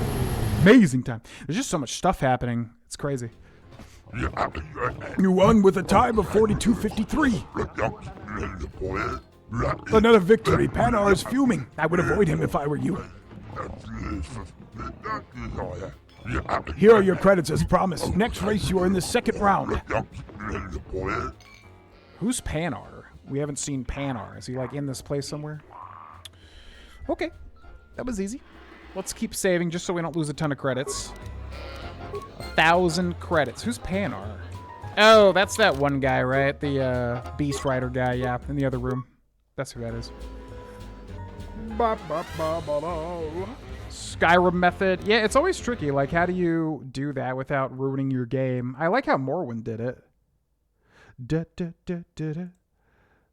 I do like how Morrowind did it, where basically you can ruin your whole game if you kill somebody important, but the game's just like, well, you ruined the world. Oh well. That's one way, I suppose. Okay, let's go. I want to race. I'm ready to race. We already did this. It's weird that we got to persuade him again. We're now ready for the second round. You face the formidable Massadar at his time of 47:11. He is a real... My honored patron, 2 off-worlders are now locked into a contest of speed. The new off-worlder competes against Massadar now. So hard to read all that shit. Okay. I think we beat this time last time, so we should be good as long as I don't majorly mess up. We did get kind of lucky that last round, though. Also, the hitboxes are really large for some of these things on the field.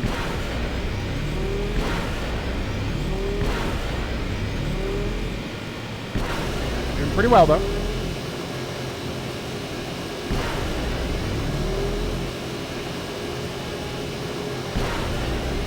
Like that right there. How are you supposed to avoid that, man? Oh my god, we're doing it! We're killing it! Like, I literally cannot see that stuff when it appears. Oh no, we lost.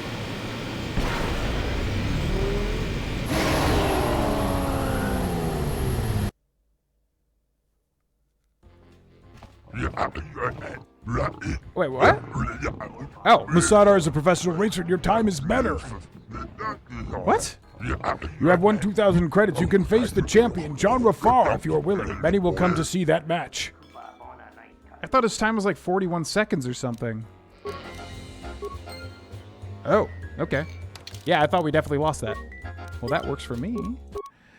Yeah, it's tricky just because you need to go fast, but once you start going so fast, it basically becomes impossible to dodge the red things. They kind of just appear, you know?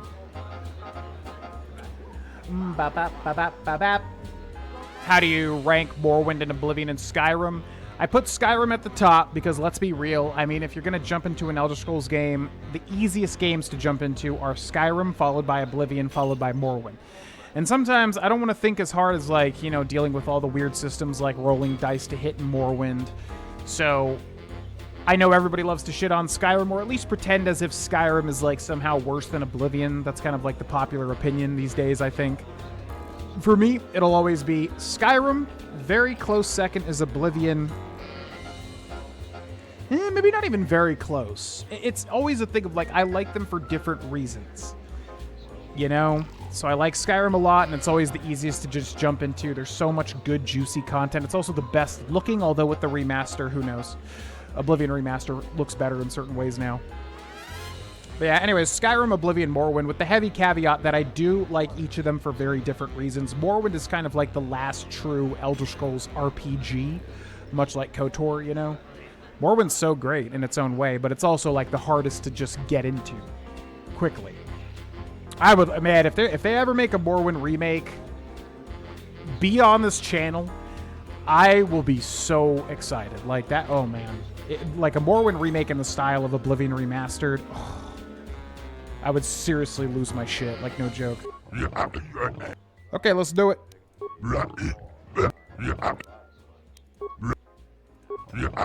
Okay. You now face the champion. She got off the track and beat even her old record. John Rafar has a time of 43 seconds. John Rafar faces competition this day. The off-worlder is seeking to take the crowd, everyone, to the swoop track. Okay, we can definitely beat that.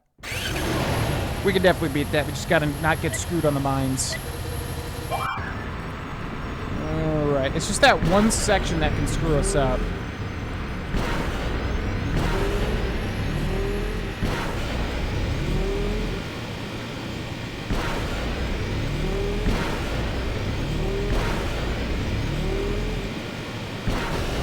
Also, the hitboxes are extremely large for some of the detritus on the field.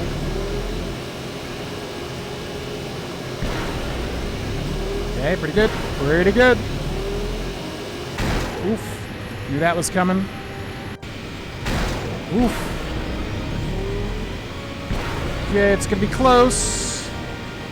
I think we lost. Damn, man, you like hit one thing in your whole... How did... What?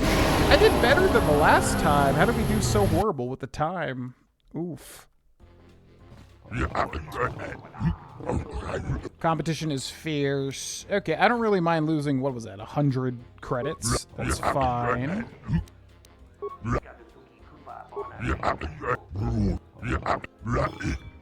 Okay, let's try that again. Yeah, the hardest part is just not messing up once, because it's so easy to mess up one time. I'm going to be the best swoop bike racer. Alright,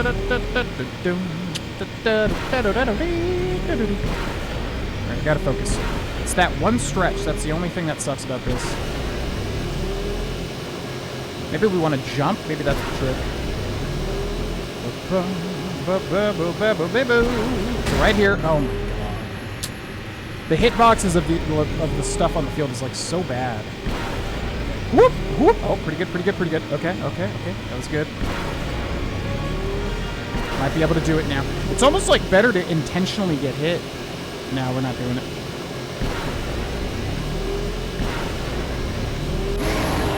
How did we hit the same time for doing better? That's so weird to me. Like, didn't we do better that time? Alright, let's give it one more shot and then we'll reload the save, I think. Okay, ready to race. It's weird that this is here now. This was at the top before. Alright, so you gotta basically be perfect, pretty much. You can't get hit.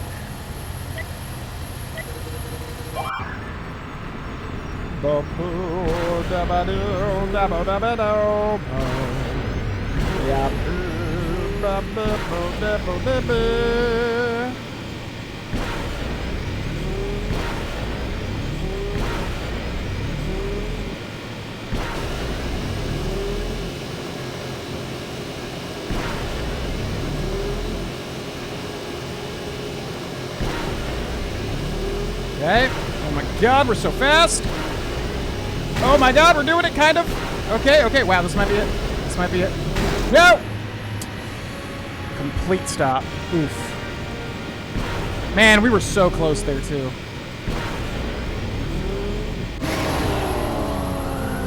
It's just so hard. Like, it's you have to go so fast to beat the time. You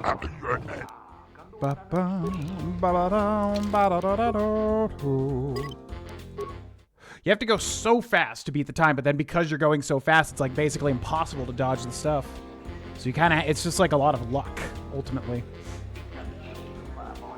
GV would make a good parent to multiple kids. I love you both in different ways. Yeah. I don't know. I could foresee like, if we have 2 kids, I could see, like... I just know I'm a girl dad. It really comes down to, I can feel it. Unless we just have a girl and she's like a piece of shit or something. And she's like really hard to, you know, gives us a lot of trouble or whatever, a problem child. But I can just feel it. Outside of that, I'm like, I'm a girl dad. I just know it. So if I have a girl and a boy, I don't know. I feel like the girl will be my favorite. And I think it's just literally because I've experienced being a guy in my life. And there's just something where, like, I want to protect the women in my life. You know what I mean? It's like some weird thing like that. So I don't know. Hopefully that doesn't turn into favorites, because obviously that's not fair. But I'm hoping I will be unbiased.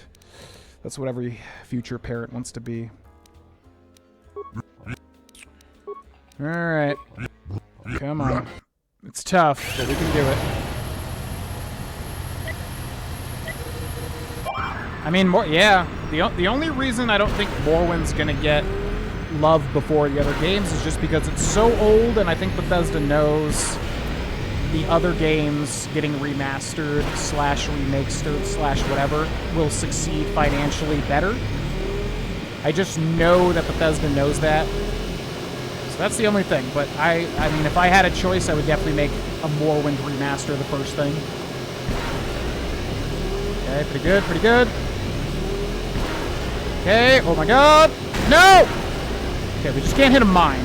Hitting a mine is the worst. For the love of God. Ugh.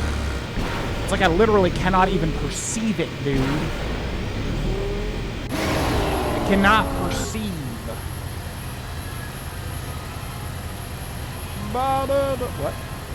Yeah, forfeit.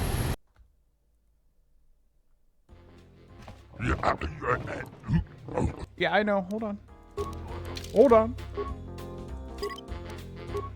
That's the problem here is I literally cannot perceive the mines. They're just boom, there. Okay.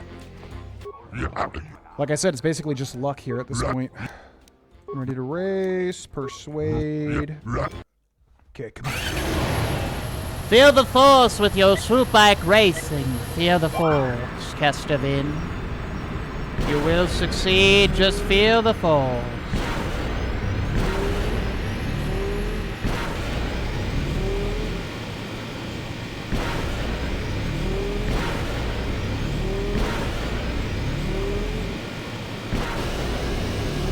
Okay, and you can still win, you just can't hit a mine. Hitting a mine immediately reduces you to like 0 speed. So we go left, right, just like that. Okay. We go left, right, okay, okay. Don't hit the mine up here. I think I want to hug to the left here. Yes. No, you piece of shit. I literally cannot see it, man. You literally can't see it. It just appears. It's just there. It's for 1 second it's not, and then the next second it's there. Yeah, I know. Okay, load game. Just like Pazak, I feel like there's just a level of unfairness with these. You have to be so tight and so speedy, but can't make that single mistake. Yeah. I think I'm getting it though. There's a bit of a trick. So this first stage is easy.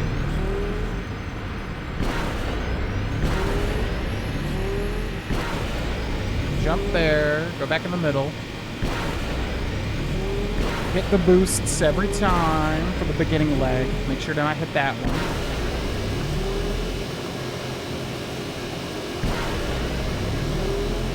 And then here we want to go left and right. Left, right. Okay. Didn't hit that boost, but that's fine. Left, left. Okay, pretty good, pretty good, pretty good. Pretty good. Now right here. Left. It's that stupid one every time. There's like 2 specific parts that make this so difficult.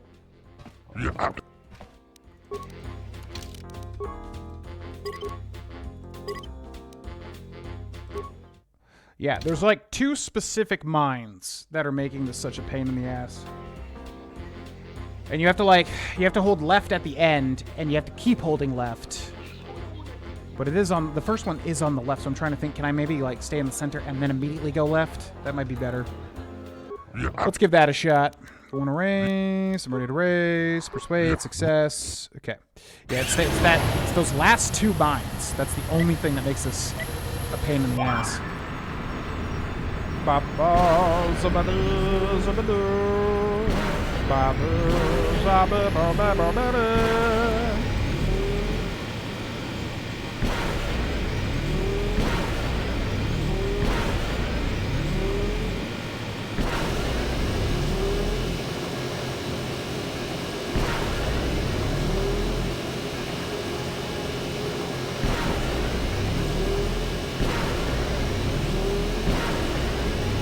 Okay. Amazing. No! You God, it's that last part every time. It's just that last segment. It's so fast you have no reaction speed for it. But I think I understand. I'm trying to visualize it in my head. It's just that middle mine that screws you. You just have to get around that middle mine, and then you can just hug the left, and it's fine. But it's that middle mine.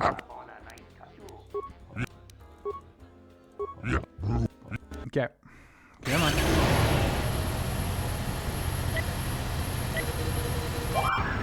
Well, I would love it. They would have to remake it from the ground up, yep, and they would, man, it would look so good. It's the cool thing about like a Morrowind remake is that it's the most unique world. Like Skyrim, you know, just typical Nord, Viking world, whatever. It's got its own cool stuff, of course, but you know, we've seen it. Oblivion, kind of just like a, I don't know, standard medieval fantasy realm. But Morrowind is so unique. Like, I really want to see it in a beautiful new light. Okay, right here. Come on, come on. Nope. Okay, that's fine. Now hug the left here. Jump. Yeah, here we go. Here we go.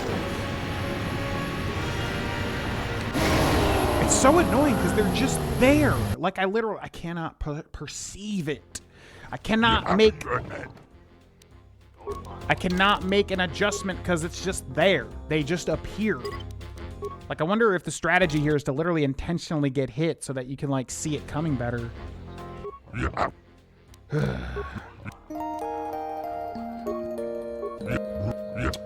Yo, thanks for the follow on the Twitch. Yeah, man. I mean, I think it would be a success. I think the only reason that they won't... I think they will do it, but I think it'll take a very long time. Because I know they want to do Elder Scrolls 6 and Fallout 5 because I know people got really upset with how long that stuff has taken to come out. But I also just know Bethesda, and like I said, I know they want to put their priorities on other remakes first, i.e. Fallout 3, Fallout New Vegas, stuff like that. Morrowind's a bit too old for them to put a priority on, but I do hope they do it. Okay, so here I need to hug the left. Oh. Yes! Yes! Yes! Yes! Now this is pod racing! Thank God. Thank God. You won with a time of 40:98. You have won. John Rafar's time is no more. For a rookie to do so well is incredible. Your reflexes must be almost Jedi-like. Here are your credits, Swoop Champion. You are always welcome here. Yeah, so I like the swoop racing, but again, with Pazak, it's like they had a really fun mini-game, but it's not fun when it's out of your hands. And that's my thing with, like, most things in video games. You know, it's just that those last two mine sections, you have to go so fast, and when you're going that fast, you just cannot see those mines to avoid them. They're just there. They're boom, they're there. So it's like, man, just let the player, like, play a standard game of Pazak. Let the player play a standard swoop bike race. You don't gotta make it so stacked against them. But it's still fun. I enjoy the swoop bike stuff quite a bit. And Pazak, you just kind of have to fight the system a bit, you know?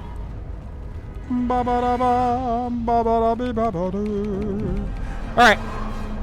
I think that's a good place to end. As much as I want to keep going, my voice is already getting shredded, which is now presenting a new challenge when it comes to streaming, is doing voice acting gigs and jobs and projects in addition to streaming where I'm voicing things, and also playing Let's Plays and stuff too, where I am also using my voice a whole bunch. So I have to make sure I don't shred my voice to nothing, which was always a challenge back in the day with Maveritt's streaming every day too.